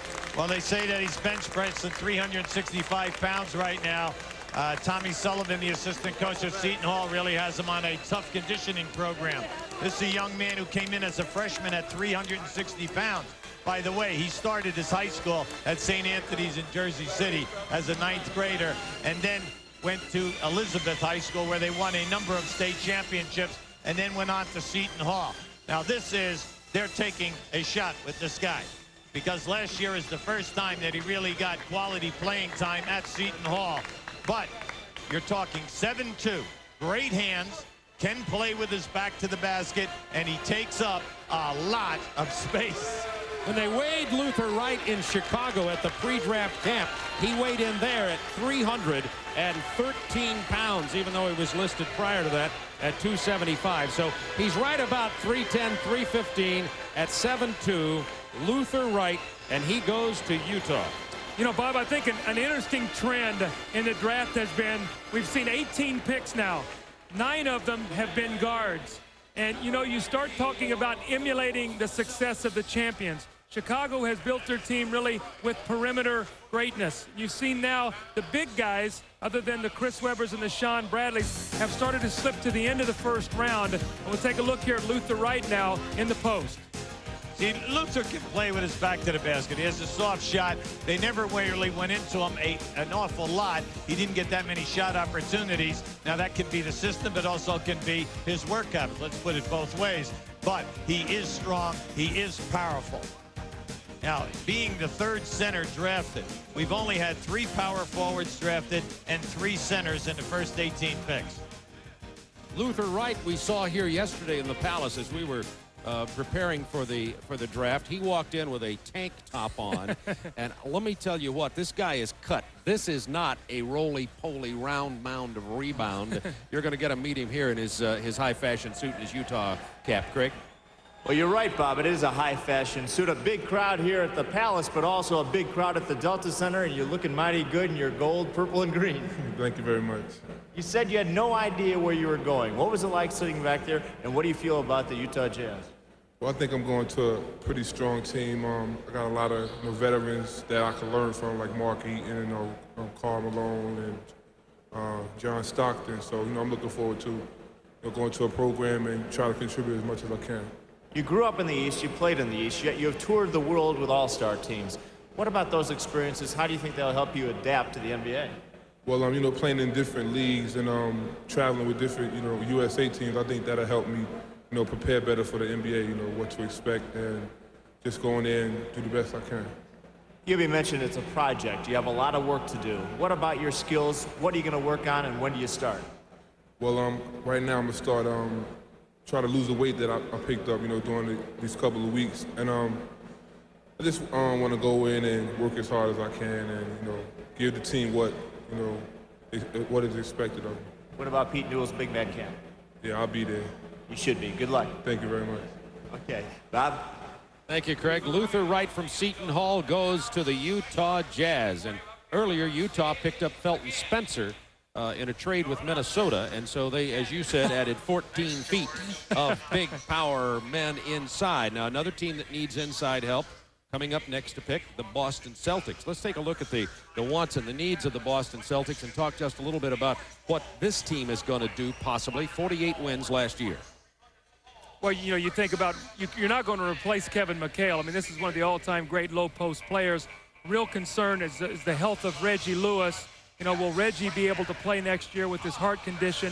Ed Pinckney, who missed all the last season, will be back, and if he's back, he will shore up their efforts on the boards. Joe Klein is an unrestricted free agent. Will he be back? They've got a lot of things they can address, UB, whether they go to the front line, they need better perimeter shooting, improved rebounding. They can go a lot of different directions. Well, first of all, they're right at the bottom of the league in regards to perimeter shooting and three-point play. But they've also, with Pinckney coming back and then signing Raja today, Dina Raja out of Yugoslavia, okay, at the 6'10", you're getting another, quality guy. They have Abdel Nabi, but they want to get better. They must do something about the Joe Klein situation in regards to your backup center. Joe is an unrestricted free agent right now. So how many nights can Parrish give you? Can he do the back-to-back games and give you big-time numbers in the points and the rebounding and shot block? As the oldest player in the NBA, you have to say no. That's going to decline each game he plays, each week and each month as he gets older. I might want to mention here, just to not get off the subject, but give us all an opportunity. I know Doug and Hubie are joined to wish Red Auerbach, the president of the Boston Celtics, well. Red coming off heart surgery. I know you're watching tonight, Red, so just stay calm. Everything will be okay. I echo those thoughts, and I think, when you talk about if they're going to go big, who's left on the board? Malcolm Mackey from Georgia Tech. Yep. A.C. Earl from Iowa has not yet been picked. You got Evers Burns from Maryland, who played well in the offseason. You have a Conrad McRae from Syracuse. These are just a few of the big guys who are left out there if they decide to go big. Plus, you have to think, only they know the situation with Reggie Lewis. Right. And we do not know that for sure. All right, all you can do is speculate. Now, what we're saying here is they might go for some quickness in the backcourt. Or a Scotty Burrell who played at Connecticut, who's there. They might go that direction also. But you see, over there you got Gamble and And then you got Rick Fox out at University of North Carolina, who also had a very good season last year. So there are a number of areas they will pick the best athlete that they can at this time. A.C. Earl has looked pretty good, and we mentioned there were a few centers left. Really, it was Shawn, Bradley, and everybody else when you looked at centers. Luther Wright is already gone in terms of building up the front, and as Hubie said, the Celtics did sign Dino Raja, their 1989 second-round draft choice, prior to the draft tonight. Let's go to David Stern. With the 19th pick in the 1993 draft, the Boston Celtics select A.C. Earl from the University of Iowa. There you go. All-time leading shot blocker in Big Ten history out of Iowa. Probably the best senior center available in the draft. A.C. Earl, who is here with us at the Palace in Detroit and enjoying this moment with his family and friends. A.C. Earl Sr., his dad is with him, among others. As A.C. comes out of Iowa to Detroit, and now will be headed to see if he can make his mark in the hall where the 16 banners fly of the Boston Celtics. A legitimate 6'11 and a half he was measured at the Chicago pre-draft camp, so this is a big man. Bob, he's got some long arms too, and I've seen him play a lot at the University of Iowa. And if you expose the ball, I mean, he's going to block your shot. He's got long arms. He's not a great leaper, but he takes up an awful lot of space. Does not run the floor real well. If he ran better, I think you would have seen him pick much higher in the draft. Well, you can see right there, that's what they need. They need the shot blocking. They need the guy in the backup role right now that is going to change the percentage of the shots in that area. Now, he does have a nice little game with his back to the basket. He can score, but his #1 priority is right there in the shot block. That's where he'll help the most in his rookie season. Shot of him running the floor, as you said, one of the questions about him is his ball handling and his court speed. You see there, he did score on the break. Earlier in that video, though, you could see the lumbering moves of A.C. Earl. You know, an area you can get better, though, Bob. You want to get out and you want to run every day and you want to do quickness drills. You can get quicker and faster. You're not going to get 7 feet tall. So, I mean, if he gets in the gym and does the things he has to do, this could be an excellent, pick for the Boston Celtics. Let's meet A.C. Earl. Well, some thought possibly top 10. I know you did, but now talking, Boston's very excited you were available, and you couldn't be more excited, you said. Then they go to the Celtics, a perfect situation. Yeah, it's a lot of minutes there, a lot of big guys there that's on their way out, so to speak. So maybe I can come in and learn from the great masters of the game, Parrish, McHale, and hopefully get some minutes and work hard for them. We mentioned the footwork. I know your father was a tight end for an all-pro quarterback, Ken Anderson. What's he told you, and what has he had effect on trying to improve your footwork? Well, he had a lot of drills for me when I was younger to increase my footwork and speed. So it'd be up to par with the other big guys that I would try to compete against. So I just tried to work on that coming up and working with Paul McKeskey and Bill Walton and those fellas. Try to teach me more about the game. Specifically, what have you been doing? What do those workouts consist of? There's a lot of things, the weights, the shooting, the conditioning, and a little pool workout. But getting a guy that's in shape, you've been working as hard off season as you did during the season. Well, sometimes you have to do what you got to do, to show the teams that you're ready to play and, that you want to pay the price. And so I'm going to try to do it. I'm going to go in there and work hard and show them that, I'm ready. Well, the banners sound like they got a good one, Bob. The Boston Celtics, despite struggling in recent years, still have the charisma and the magic and the tradition. You could see the look of pride on that young man's face. Next up, the Charlotte Hornets get to pick at number 20, a trade from San Antonio. 19 players have been chosen in the draft of 1993. It all started with Chris Webber. We are now down to the 20th pick and what will be the second pick in this first round for the Charlotte Hornets. With their first pick, Charlotte went for a guard, Greg Graham, a point guard out of Indiana University. Let's see who picked number 2 for Charlotte here in the first round will be David Stern. With the 20th pick in the 1993 NBA draft, the Charlotte Hornets select Scott Burrell from the University of Connecticut. Scott Burrell at 6'6.5" out of the University of Connecticut is the player selected. And Scott Burrell as you see, is 6'6½", athletic player, played baseball in Class A for Toronto back in 1990 and 91. An exceptional basketball player, good athletic skills. You know, the one knock on him is that he's never shot a high percentage, but he's a very strong competitor, defends, you know, passes very, very well. And if you think of Charlotte now, I mean, they've added a Greg Graham and a Scott Burrell to their team. I mean, next year, if they keep a Kendall Gill or if they move him, and you've got Larry Johnson and you've got Alonzo Mourning, I mean, they have definitely upgraded their team. Again, weakness, shoot too much. I don't know who made this graphic. We got to get rid of that thing. Thing you like about him, though, so he's that aggressive type of player that they're looking for, who can run the well, because they play such a high-octane type of an offense with Bugsy Bogues pushing the ball. So they're looking for this kind of a guy to be at that small forward position as a defender on that second unit. I think it's an excellent pick. You know, one of the things, Bob, I've always felt hurt Charlotte has been their offensive rebounding. One of the reasons they've always played an undersized small forward, a Johnny Newman, a David Wingate. This gives them a bigger, stronger body at that position that should help them rebound. Now, they had two guys last year that averaged over 10 rebounds a game, and they gave up more second shots than anybody in the league. So that's an area that he should be able to help them in. We have been introducing you to these new celebrities, new stars, at least they hope to be stars, certainly new rich people. And now let's continue with that as we go back to Craig Sager. Well, in the league, just a few minutes, checking out your watch, and already you've been traded. Anfernee Hardaway, what does it feel like to be traded in a few minutes, and what do you think now of going to Orlando? Well, being traded in those few minutes, it was very exciting. I didn't know that I was going to Orlando.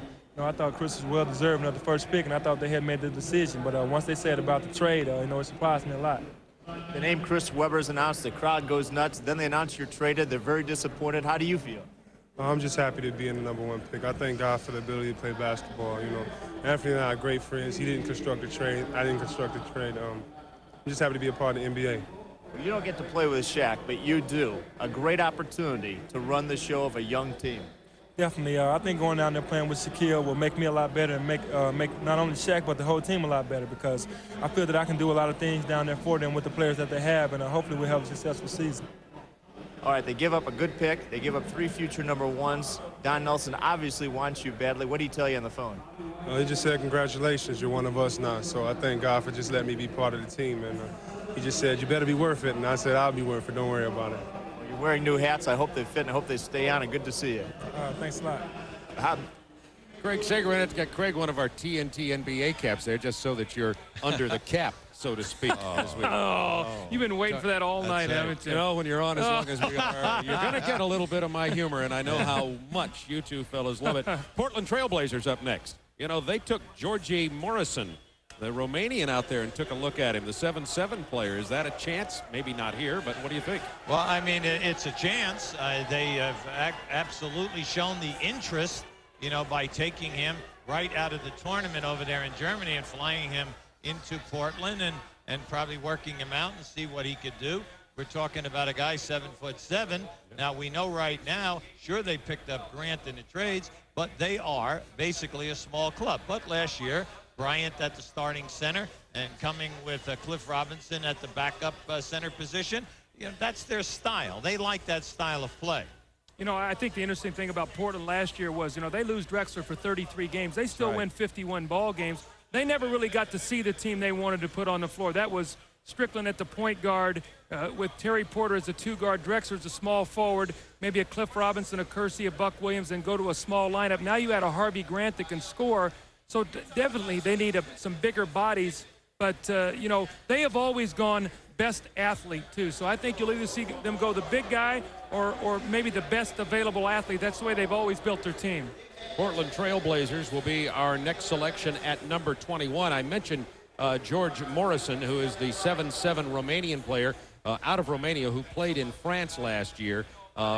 He's an incredible sized man, weighs over 300 pounds, has a little bit of a game. I'm not sure Portland's going to look at him. It reminds me of Portland a few years ago, I think 1986, when Portland selected Sabonis out of the Soviet Union. Everybody thought he might go there. Sabonis didn't do that, actually kind of used it in a way to parlay himself into some big money in Europe. and Sabonis ended up going, I guess, to Spain, if I recall correctly. Right. So sometimes with a good agent or good recommendations, remember Morrison doesn't speak any English, so this might be a case to see if he can get his market value up on the international marketplace. Well, UB, I don't know about you, but I mean, that's a major problem. A guy doesn't speak English. I mean, how do you communicate with him during timeouts, substitutions? How does he talk with guys on the floor? Remember Georgi Glushkov in Phoenix a few years ago. They tried to bring him over. He played about 20, 30 games. They had an interpreter on the bench, and it was a real problem. So if you go to a foreign player, you'd like for him to be able to communicate, because the language could be a major problem. And we're just speculating about that. As a matter of fact, it's a very long shot. Let's see who Portland does decide to take. Here's David Stern. With the 21st pick in the 1993 NBA Draft, the Portland Trail Blazers select James Robinson from the University of Alabama. Here's a high school teammate of Lindsey Hunter, James Robinson, 6'1", 193 pounds, out of the University of Alabama. A talented 1 or 2 guard. He probably needs to learn a little bit more about the point. Well, you're talking about an explosive player here. This guy is very, very quick, strong upper body, can change ends, and a lot of teams were interested in this young man. Now, right there, he has absolutely zero conscience. He will take the three going right or left, and that statement again, once again, that he's never seen a shot that he didn't like, right? It applies to this young guy. But he is blessed with athletic quickness. This goes right into the Portland mold, though, of taking the best available athlete. That's I mean, right. You saw it last year. They take a Dave Johnson out of Syracuse, and this fits right in. Remember now, Drexler coming off major knee surgery. A lot of speculation on Terry Porter's future in Portland. So this is a very, very talented young player that, Hubie, I think a lot of places would have loved to take him higher. I don't think they could pull the trigger on the draft pick. Yeah, I know. I like this. This is a nervy move, but also you're not saying that you're taking a second chance in regards to talent. The talent is there. Right. So Portland exhibiting probably some pretty good judgment with James Robinson from the University of Alabama, a team that had a very disappointing playoff this year, the Cleveland Cavaliers. They changed coaches. Wilkins went to Atlanta. Mike Fratello is back up at Cleveland. We'll see who they select when we return to the Palace in Auburn Hills.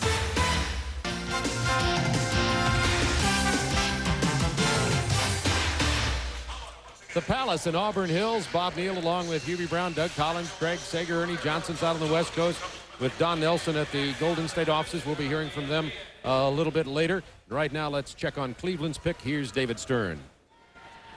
With the 22nd pick in the 1993 NBA Draft, the Cleveland Cavaliers select Chris Mills from the University of Arizona. Chris Mills is with us here at the Palace. A small forward from Arizona. Remember the controversy when he went from Kentucky to Arizona.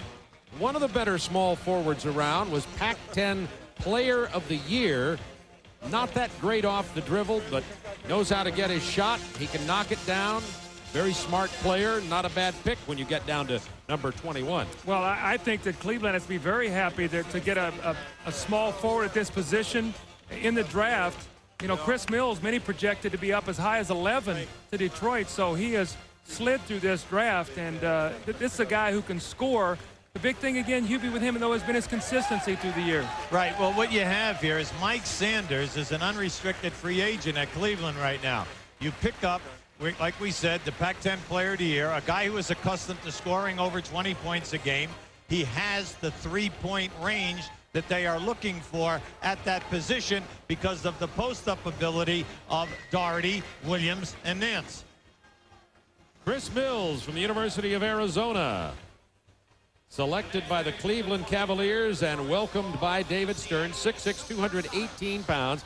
He can score 20.4 per game, 8 rebounds, and his three-point percentage pretty darn good at 48%. And he has great range. He has NBA three-point range on his shot right now, and you're going to see some footage of him here. He was one of the top high school players in the country coming out. He went to Kentucky and then ended up at Arizona and had a very good senior year. Ended very disappointingly, though, when they were upset by Santa Clara in the NCAA tournament. Well, the range factor is there, and that's what you need when you have good post-up people. Anytime that you play with guys like Brandon and Mark Price, you're talking about the fact that there will be a lot of spot-up situations for you, and now it's up to you to earn your keep. Show them and play to your strength. You know, we also should mention Craig Elo's an unrestricted free agent. They might be losing his range on his shot and the versatility of him being a small forward big guard. So a good pick for Cleveland. So Mike Fratello, Hubie, and Doug say we give you about an 8 on that pick here. With one of your first moves as head coach, let's go to Craig Sager. Well, a great pick for Cleveland, whether they would have had the 10th pick or the 20th pick. But I know you didn't visit Cleveland. You had frequent flyer mileage everywhere, but not Cleveland. You're checking out the roster. How do you feel about being a new Cavalier? Oh, well, it feels good. You know, I was back there just wondering where am I going to go. And I'm just very happy that I can be a part of the Cavaliers. They have great players like Mark Price and Brad Doherty and those guys. I'm just happy to be there. Doug mentioned the disappointing finishes at Arizona. You're the Pac-10 Player of the Year. You're on a great team at Arizona, but East Tennessee State, Santa Clara, they upset you. What effect did that have on you? I don't know. You know, it was bad for me to go out that way my senior year. I definitely didn't want it to happen that way. I got in foul trouble towards the end and had to sit out a lot of the second half, but you know, maybe that could have hurt me, maybe it didn't. I'm just going with God. He took me here, he brought me here to Cleveland, and I just have to go on from there and hopefully, be in the NBA as long as I can. Every summer you work out with Magic Johnson at your father's summer camp. What are you going to be working on this year? Well, I'm just going to get out there, keep playing with those guys, and just try to increase my game as much as I can. I'm going to definitely go out into the NBA and be ready and let these teams that pass me up know that they made a mistake. I will be there and I will be good and I'll do a good job. Well, Cleveland was glad you're available. It's a great pick for him. Let's go back to Bob. Thanks, Craig Sager. Chris Mills from the University of Arizona goes to the Cleveland Cavaliers. Now, here's a team that's already one of the best in the NBA coming up next, and we're talking about the Seattle Supersonics. Seattle, kind of an inconsistent team, and Hubie, you and I saw them, and so did you, Doug, in the Seattle-Houston series in the playoffs. Let's talk about Seattle and how they're going to get better. Well, you can see that the winning is there. They emphasize the defense. They use multiple starting lineups, but they are not a big team anytime that Shawn Kemp is on the bench.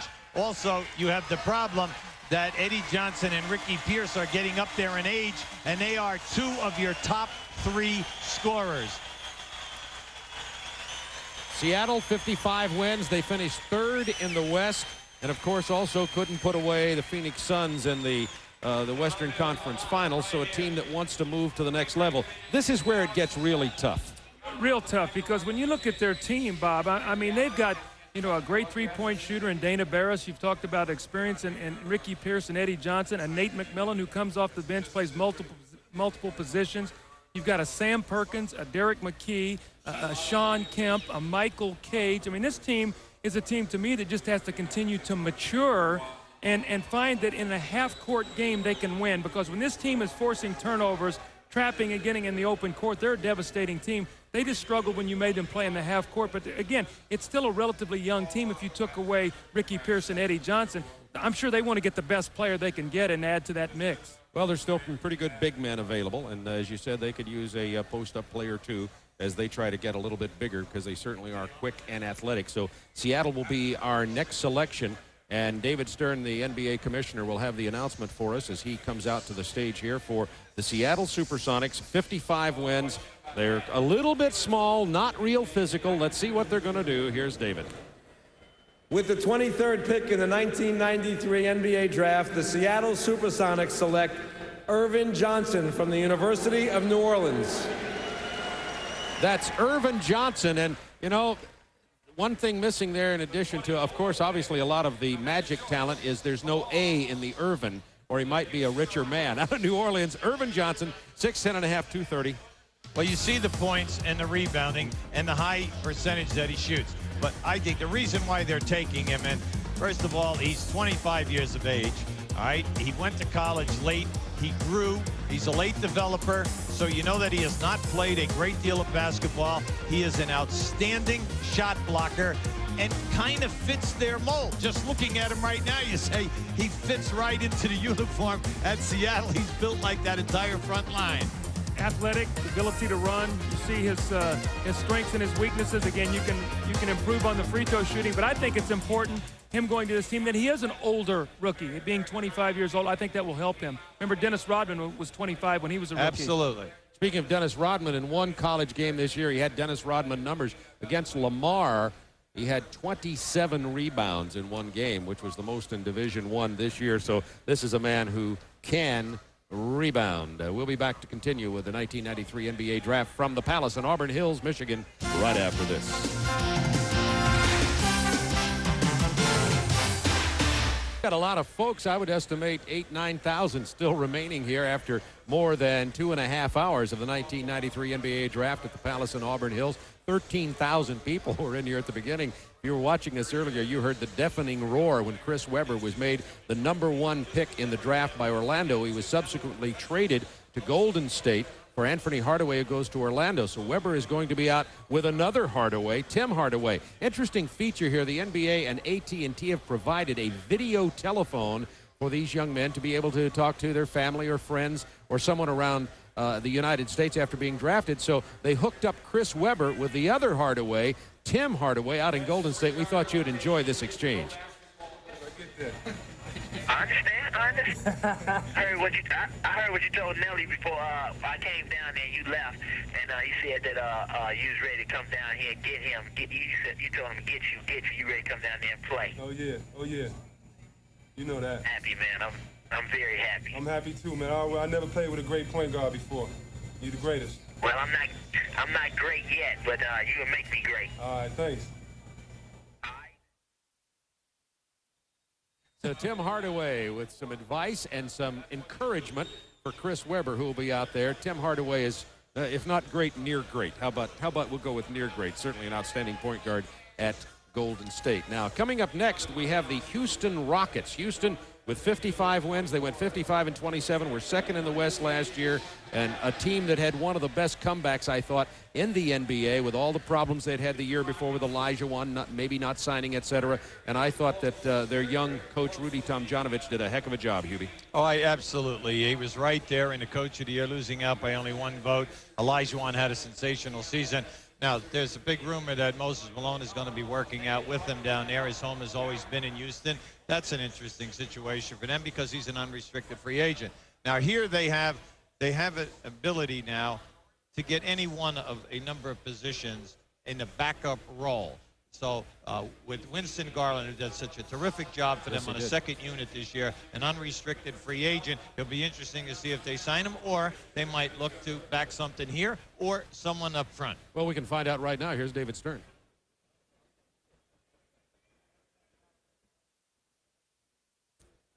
With the 24th pick in the 1993 NBA Draft, the Houston Rockets select Sam Cassell from Florida State University. Well said, Hubie. You said they're looking for somebody to come in there and support in the case of a Winston Garland. Sam Cassell's 6'3", a good combo guard, 6'2½", and had moments of really great play for Florida State, but also sometimes, this is my own opinion, as I saw the Seminoles a lot, played out of control a little bit, particularly when their point guard was hurt and he had to move into that role. I agree with you, Bob. I felt that he was at his best when Charlie Ward was on the floor and he was put in a position to score and not really have to run the team. When he and Bobby Sura were out there, they had a tendency to get a little wild on the floor. So, I mean, this young man can play. I mean, he's got a lot of skill. He's got some good size on him. Tell you who he reminds me of a little bit when I watch him play. He reminds me of Sedale Threatt. Yep, player played for you in Chicago. Exactly, the way he plays and the way his body language on the floor and everything like that. I think this is a great opportunity for a Sam Cassell, because when you think about it, you've got Vernon Maxwell and Kenny Smith who are the starters, right. And when it doesn't go well for them, they've gone to the fourth quarter. They've gone with Scotty Brooks and with Winston Garland. So right. The opportunity's there for him to step in and be able to help this team. But what you're talking about there, the competition is going to be there for him. Yeah. I mean, because those 4 guys are not going to go away, especially Brooks and Garland coming from down in the CBA. They understand what it is like to get on a great winning team and then make a heavy contribution. So he's going to be tested there. But he did lead the ACC in steals. You saw how many points he scored per game, so the scoring ability is there. He really can play either side, point or backup second guard. So Sam Cassell, the latest selection. We're going to go out to the Oakland Alameda County Coliseum now to Ernie Johnson Jr. and Don Nelson. EJ? All right, thank you very much, Bob. I tell you what, if Don Nelson has any political aspirations, this is the day to announce that you're going to run. He's very popular here in the Bay Area today. They were chanting Nelly, Nelly when they pulled off the Chris Webber deal. How's it feel now? You've had some time to think about this. You've had some time to talk to Chris. Oh, I'm elated. I'm still on cloud nine. I probably will continue to be. We're going to celebrate because, you know, it's just one of the best picks we've ever had. Chris is going to be so happy here. He's got this beautiful team around him. And he's going to make everybody better. If you had him in the gym right now, what's the first thing you work on with him? Well, he's going to fit in with our team because he doesn't shoot the free throw very well. So he'll led the league in that department. Yeah, he'll fit right in. How about the rest of the draft now? You haven't been in the war room the whole time now since you made the big news in the first round. What's stuck out at you? Well, A.C. Earl fallen, you know, as far as he did all the way to Boston. I was a little surprised about that. And I think Cleveland's really happy. They got Mills. Are you kidding me? Chris Mills, and they were looking for a two-guard. I think they're Wayne Embry. Congratulations. Cleveland. How about the state of your team? Billy Owens, we understand, you know, had some problems earlier, a couple of weeks ago, I guess, with the right knee. Now both knees giving him trouble. Is that a concern for you? Is he going to be ready? No, not at all, because it's a cartilage and it's a minor operation. It's 4 to 6 weeks, and he's going to be back playing. It just cuts his summer out again, so he's lost 2 summers with us. But those things heal up, and he's going to be fine. We love him. He's going to be a great player. Still unable to wipe the smile off the man's face. Still on cloud nine, Don Nelson, who pulled it off. Got Chris Webber. We told you about him chanting Nelly, Nelly. But the media, as you would know, brought him back to earth because when Chris Webber was on the phone, he said what he liked about the coach was that he was honest and sincere. And the room erupted in laughter. You were back there. You heard it. Let's go back to the Palace. Okay, a little bit of a chuckle there. I like that, Ernie. Next up, the Chicago Bulls, the world champion Chicago Bulls. Now, they draft low in the draft, but remember, their signing of Tony Kukoc, the great player out of Europe, is imminent. And so it's as though the Bulls had a lottery choice. Let's talk first of all about this young man, Doug Collins. Well, I mean, this is a guy who, when he plays with Michael Jordan and Scottie Pippen and Horace Grant, is going to just fit in so nicely because he has great passing skills. Look at him take the ball to the basket. He can finish. He's got range on his shot. He thinks pass first. And it's going to be a great position for him because he can go in and he can play in a backup role and learn. And then when it's time for him to be a starter, he can do that. Think about the Bulls if they ever want to go small with B.J. Armstrong, Michael Jordan, Scottie Pippen, Horace Grant, and Tony Kukoc on the floor. I really believe that they have a better chance, or not a better chance. I think that they have a great chance next year to be better than they were this year. For Pete, I'm going to, I think, try to get a trademark on that. And to the quad squad now, Bob. You got a quad squad. Is that your T-shirt? No, I can't take credit for that. I'm going with 4 Pete. I know it's not that good, but it's the best I come up with. You saw Kukoc a great deal. I know in various places around the world. Your impression of how quickly he could fit into Chicago? Well, I think his main asset is that he can handle the basketball and be the middleman in the break. He's so good off the dribble, and he will be one of the best passers. He's going to really shock a lot of people at how well he'll deliver the ball. He'll deliver it where you can do something with it immediately. Now, number 25 is the pick here. Remember, they've already got Kukoc about to sign him. Let's see who the selection in the draft is for Chicago. With the 25th pick in the 1993 NBA draft, the Chicago Bulls select Corey Blunt from the University of Cincinnati. So Corey Blunt, he just played 21 this year because of some ineligibility at the University of Cincinnati. He is a big player at 6'10" and 6'9.5", 6'10", and Chicago wanted to look for someone with some size because of the aging Bill Cartwright. So as we take a look at him, Doug Collins, your opinion on this pick? Well, he's a rebounder, really not a scorer, Bob. He's a rebounder, can block some shots. And you think about, you've got Will Perdue out there who's a restricted free agent. You have Scotty Williams who's a restricted free agent. You've talked about Cartwright. You've talked about now Stacey King. And this is a frontline player. And now they've added Tony Kukoc, who can give you a perimeter guy. They give a Corey Blunt, who can be an inside guy for you. And he's an athletic guy, and that fits into what Chicago wants to do. They're a very, very athletic team that likes to trap and pressure you defensively. They like someone back there who can block shots, so if you get by the front line of their defense, you got someone to erase your mistakes. Could also be tough for this guy to make the Chicago team, depending on a lot of the things that happen with free agents and yeah, such. but there are an awful lot of unrestricted free agents on that ball club, Right. you know. So, but this is, to me, an excellent move. They are a defensive team first. I know that sounds crazy, but they really Absolutely. are. And they added another shot blocker coming from a proven college defensive program. At Cincinnati, they get after you. In just a moment, we'll return to the Palace at Auburn Hills as we continue with the draft of 1993. The Orlando Magic, more problems. Now they're going to have another player they have to try to sign. They'll be up next. Last year's draft marked the arrival of the most heralded big man to enter the league in years, LSU All-American center Shaquille O'Neal. With the first pick in the 1992 NBA draft, the Orlando Magic selects Shaquille O'Neal from Louisiana State University. The Shaq had an immediate impact on the NBA, wreaking havoc league-wide with his physical style of play, while averaging 23 points and 13 rebounds on his way to being named Rookie of the Year. This is the AT&T Draft Flashback. Shaquille O'Neal, last year's #1 pick, and this year he will get to play, if they can sign him, Anfernee Hardaway at the point guard. What a 1-2 combination that is going to be in Orlando. Okay, gentlemen, Doug and Hubie, let's take a look at some of the players who are left as Orlando is about to pick for the second time in the draft.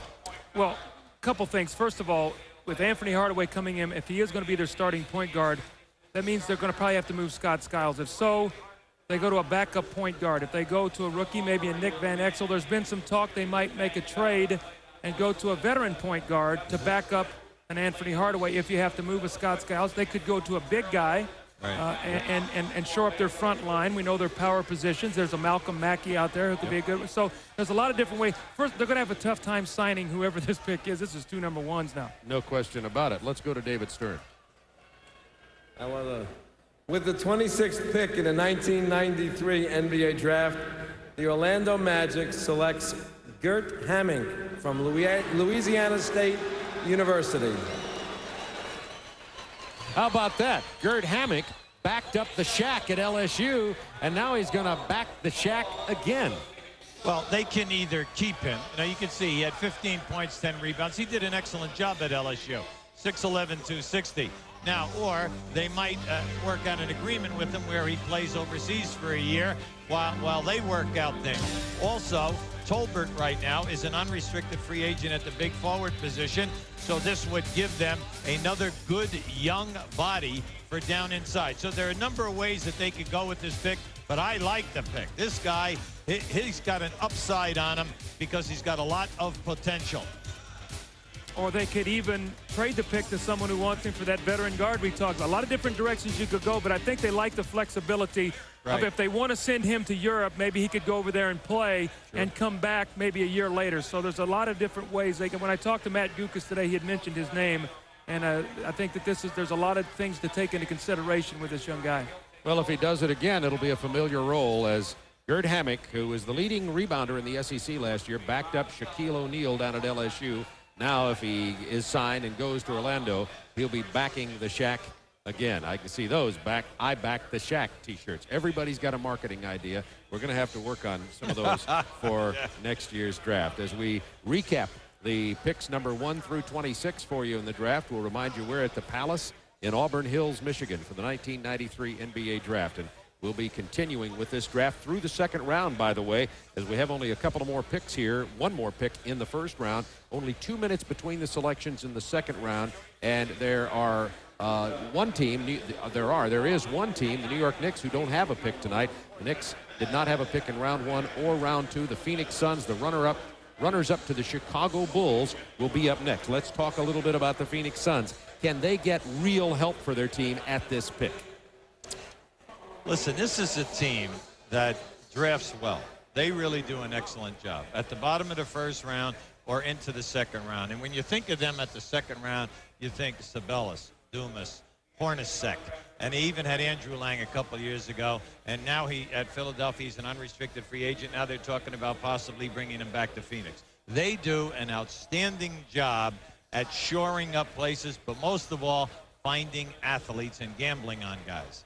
So Phoenix 62 wins, most in the NBA last year. Well, a lot of question is, are they going to make that move for Dennis Rodman? They talked about making it earlier right before trade deadline. They didn't do it because Dumas was part of the package. They did not want to give him up. But if you look at their team, I mean, you've got Kevin Johnson, and you've got Charles Barkley, and you've got Dumas and Sabalas. Remember now, they've got a slot now because of Tom Chambers leaving, so they've got about a $2 million. They can sign a free agent. Imagine if they had Chris Dudley or an AC Green. That's right. And in this pick, I mean, this is a team that could get much better. I want to jump ahead into something right here, and that's looking to next year. You know, with Chicago probably signing Kukoc, they're still my favorite to repeat as NBA champions. Let's get out of the East all of a sudden and go out it. With one more player, is Phoenix good enough? Was the NBA Finals series that close in your view?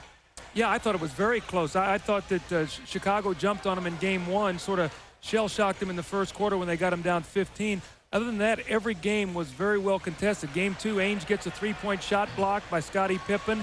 They're up 4 with a minute to go and have the ball in Game 6. Could have put it to Game 7. You had the triple overtime. You had the Game 5 where Kevin Johnson, the ball slips out of his hands. They're down 2 with the basketball. It was a very well-contested series. So I've never seen anybody remember details of basketball games as clearly as Doug Collins, with the possible exception of maybe Hubie Brown.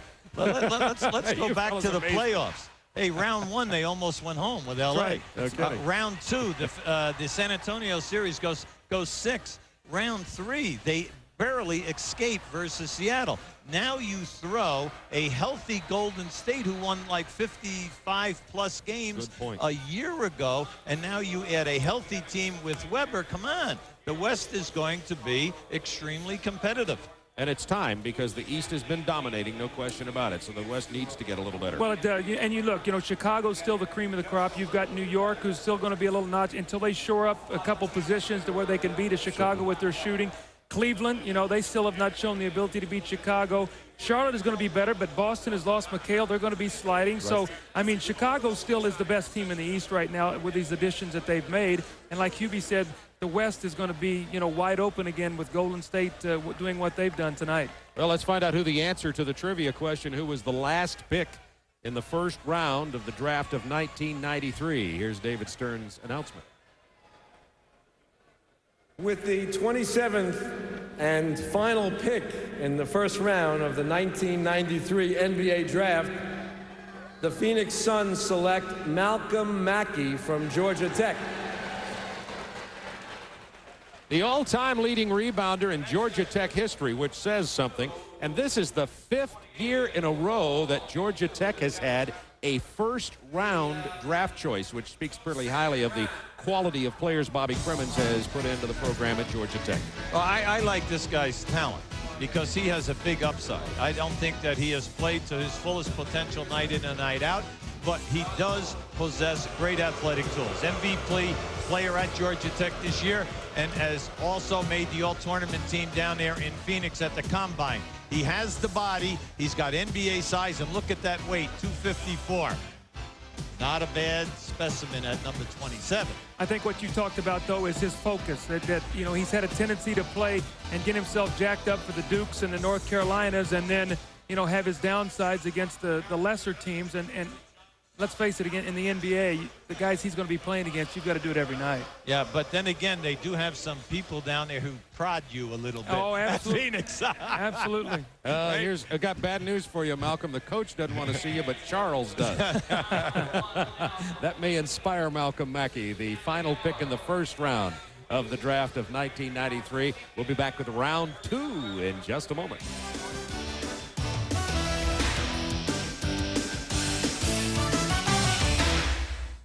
This program is authorized under broadcasting rights granted by the NBA solely for the entertainment of our audience. Any publication, reproduction, or other use of the pictures, descriptions, or accounts of this program without the express written consent from the NBA is prohibited. A nice reading of the disclaimer there. The Palace in Auburn Hills, Michigan, ready to begin the second round of the 1993 NBA Draft. Let's do a quick recap of the first round. Chris Webber, the first man to go, traded to Golden State. Shawn Bradley, the 7'6" BYU youngster, goes to Philadelphia. Anfernee Hardaway traded to Orlando. Mashburn, and then Isaiah Ryder, who were the picks 1 through 5. As we recap the first round, it was then Chaney, Hurley, Baker, Rogers, and Hunter in picks 6 through 10. Other first-round picks, Allen Houston, George Lynch went to the Los Angeles Lakers. Terry DeHare, Scott Haskin, and Doug Edwards to the Atlanta Hawks. Rex Walters to the New Jersey Nets, hopefully will help try to replace Drazen Petrovic there. A.C. Earl to the Boston Celtics. Very happy young man to be joining the Celtics, who are looking for big help up front. And a Luther Wright at 313 pounds went to Utah at pick number 18. James Robinson, the point guard from Alabama, to Portland. Chris Mills out of Arizona to Cleveland Cavaliers. Irvin Johnson, that's the other Irvin Johnson, went to the Seattle Supersonics, a big player to play up front for Seattle, got them a little tougher inside. Sam Cassell from Florida State to Houston, and Corey Blunt to the Chicago Bulls. Gert Hammock went to Orlando. He was the backup for Shaquille O'Neal at LSU, and now he had the same opportunity down in Orlando. And Malcolm Mackey out of Georgia Tech, the final pick of the first round of the draft, went to the Phoenix Suns. And now we're ready for round two. And in round two, by the way, it's only 2 minutes per pick. So we'll be whisking through this for you. There are 27 players to be picked, only 2 minutes between selections, and these are important selections too. All these players won't be able to make a team, but some of them could be stars. In a minute, we'll show you how some of those second-round picks have become NBA All-Stars. And now, to make these announcements, here is Rod Thorne. With the first pick in the second round, the 28th pick overall, Dallas selects Lucius Harris of Long Beach State. Minnesota will select number 29. Lucius Harris, the all-time leading scorer in Big West history. This man can put it down. No, I like him. I think this is an excellent pick for them. Nick Van Exel and Lucius Harris were the only two guys who did not go on that first round that came in as highly publicized guards. Now, he is a guy that can run. You know that he has the range. He can also post up for you. I think it's an excellent pick for Dallas. I'll tell you who he reminds me. He reminds me a little bit of Byron Scott. I coached Byron at Arizona State, and he has that same kind of body and ability to extend on his shot, shoot the ball to range, and has good size. So, you know, you're thinking Jimmy Jackson at the starting two guard. Lucius Harris comes in here right now. He's really got a good opportunity to step in and get in competition with some of these other young people. Good choice, though. Look back to remind everybody that the first pick was Jamal Mashburn. So you've got the inside-out forward in Jamal Mashburn, who can rebound and also score from the outside. How much better can Dallas get with those two players? Just a quick comment. Well, hey, look, who knows what's going to happen between now and the start of the season in regards to unrestricted free agency. And we still said that earlier at the top. Roy Tarpley is still a major question mark for him. This guy could come into the picture, and if he did, we're talking about if he comes in shape and he adheres to all of the rules of the NBA, you're talking about a major contributor, rebounding, shot blocking, and low post scoring. How about if you started Rooks and Mashburn up front? You came with Jimmy Jackson and Harper in the backcourt. I don't think you're that bad. Not a bad basketball team. Probably more than 11 wins that they got last year. Now let's go back to Rod Thorne for the second pick of the second round. The Minnesota Timberwolves with pick number 29, the second pick in the second round, select Shawn Mills, Virginia Commonwealth. Washington will pick next. So Shawn Mills, a 6'8", 217 power forward from Virginia Commonwealth. We were talking to Marty Blake about him on the way to the arena. We're going to come back and talk about Shawn Mills and continue with our coverage of the second round. But right now, let's take timeout. With the 29th pick, as you see the Bullets about to come up at 30, with the 29th pick, Shawn Mills went to Minnesota. So let's talk a little bit once again about Shawn Mills, the power forward. What are your thoughts about him and whether he can be a help? Well, you know, at Virginia at Commonwealth, you know, he is 6'9". He can play the small forward position for you. If he's going to play big forward there, he must bulk up. But he does have inside scoring skills. So I think that, you know, once again, they're trying to get bigger with some guys up there that can score for you. Yeah, if I'm not mistaken, Sonny Smith is the coach there. Yes, he was at Auburn. He had the Charles Barkleys and the Chuck Person. So this guy has been well coached by guys who've gone into the NBA and had pretty darn good careers. Let's go to Rod Thorne. The Washington Bullets select from Romania, George Morisan. George does not speak English. He is here with us this evening, but I think he would understand the international applause. Thank you. George Morrison, I understand, is how he pronounces his name, from Romania, played in France this year. He is, you don't see anybody with him there. That's because he's 7'7". Does not speak English. And remember, the Washington Bullets took another big player. Previously, the tallest player selected in the draft was Manute Bol. Now, George Morrison from Romania, who played last year in France. So he's having an enjoyable moment here. This is a player, Doug and Hubie, that has some international level basketball skills. Yeah, he does. He's not a guy that runs very well, but supposedly he has some NBA skills around the basket. And you know, this will be a nice thrill for this young guy, a nice hand. I think this is really nice that the crowd acknowledges him and his ability to be drafted here tonight. See, he can score. They say he has a very nice touch around the basket. Now, Sabonis, one of the greatest, if not the greatest, big man to ever play in Europe. All right, he supposedly played him and did a good job against him. Now, we're not talking about the Sabonis back in the great years. We're talking about at this level now. You're saying 7-7. He led his team, all right, to the first place final. So you know that he does possess some talent here. I mean, did you see that picture? David Stern is about 5'9" or 5'10". Let's take a look at the video. You'll notice he does not move well, but has some offensive plays. Here's defense first. Now, that's Sabonis right there. Now, remember, Sabonis is over 7 feet. Now, see the young man, now that's what we said. He has some offensive skill here right now. Now, you saw the baby hook. You also saw a little turnaround jumper. I don't know, he's moving. I guess when you're that big, you don't have to move that fast. Right? Did we increase the speed there or what? What did we do? I mean, he didn't look that bad moving. Strength and stamina, a question mark. And, of course, his inability, you spoke of this earlier, to not speak English. He speaks no English at all.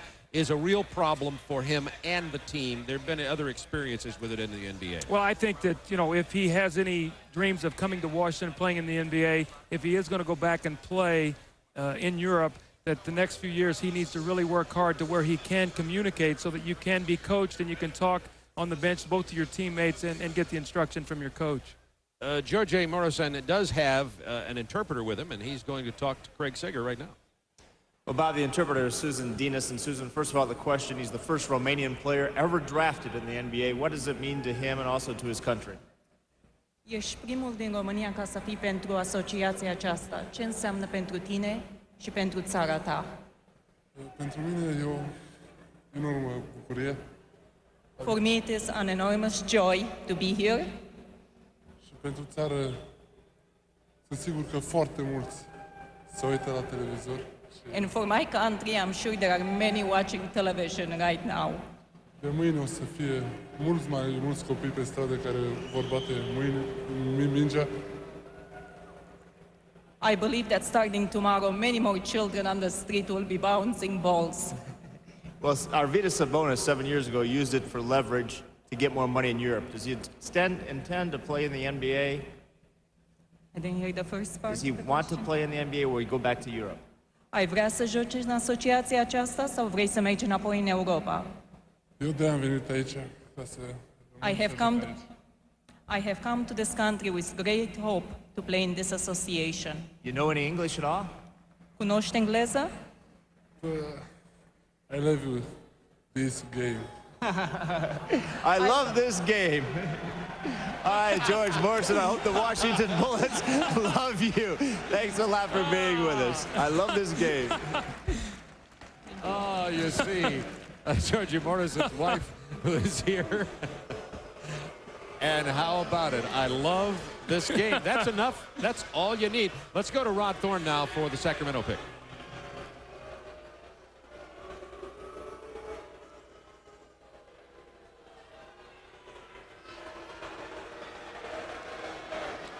With the 31st pick, Sacramento selects Evers Burns, University of Maryland. Philadelphia will select number 32. Evers Burns rejoins Walt Williams, his former Maryland teammate out there in Sacramento. This guy had a terrific season in Portsmouth and in Phoenix, making the first team all-tournament. You see 6'8", 260. He outworked all of the front court people. Now, he is going to give them another guy with some bulk, and they need that at Sacramento. They need somebody at that strong forward position to back up Tisdale, and everyone speaks so highly of this young man. Excellent choice for Sacramento. Well, I think the one thing is they really love the way he works so hard, QB, to come into these camps and to play very, very well, and how appreciative he was to get that opportunity. He is working on getting his weight down, getting in better shape, and I think it showed in his play, as you talked about, in the postseason. Maryland was a little bit lacking in talent, and so he did not have the players around him, so the team did not have a great year. But this young man, I think this is a very good pick for them at Sacramento. They get 2 ACC players now. You get Bobby Hurley, Evers Burns. You've got Walt Williams out there. So they're starting to build, I guess, from the ACC out. I like the way you put that. Bobby Hurley went to Sacramento, and now Evers Burns. And coming up next, we have Philadelphia. Remember, Philadelphia selected Shawn Bradley at the number 2 pick, and we'll also have pick number 32, the Philadelphia 76ers. Let's talk just a moment, while we have a moment, there's about 40 seconds before this pick will be made, about Philadelphia and Shawn Bradley and how he fits into that team. We didn't have a lot of time to do that when he was selected earlier. No, I like what they're trying to do there. Now, you have Witherspoon at that big forward position, and he's a man. All right, he's going to get nothing but better. Then you have Shawn Bradley at the center position, and then they have the great guards on the perimeter, like Doug said. So all you have to do now is just keep adding young guys who are coachable and who really want to work as hard as the coach is asking you within his philosophy of play. All right, let's find out who Philadelphia picks. Here's Rod Thorne.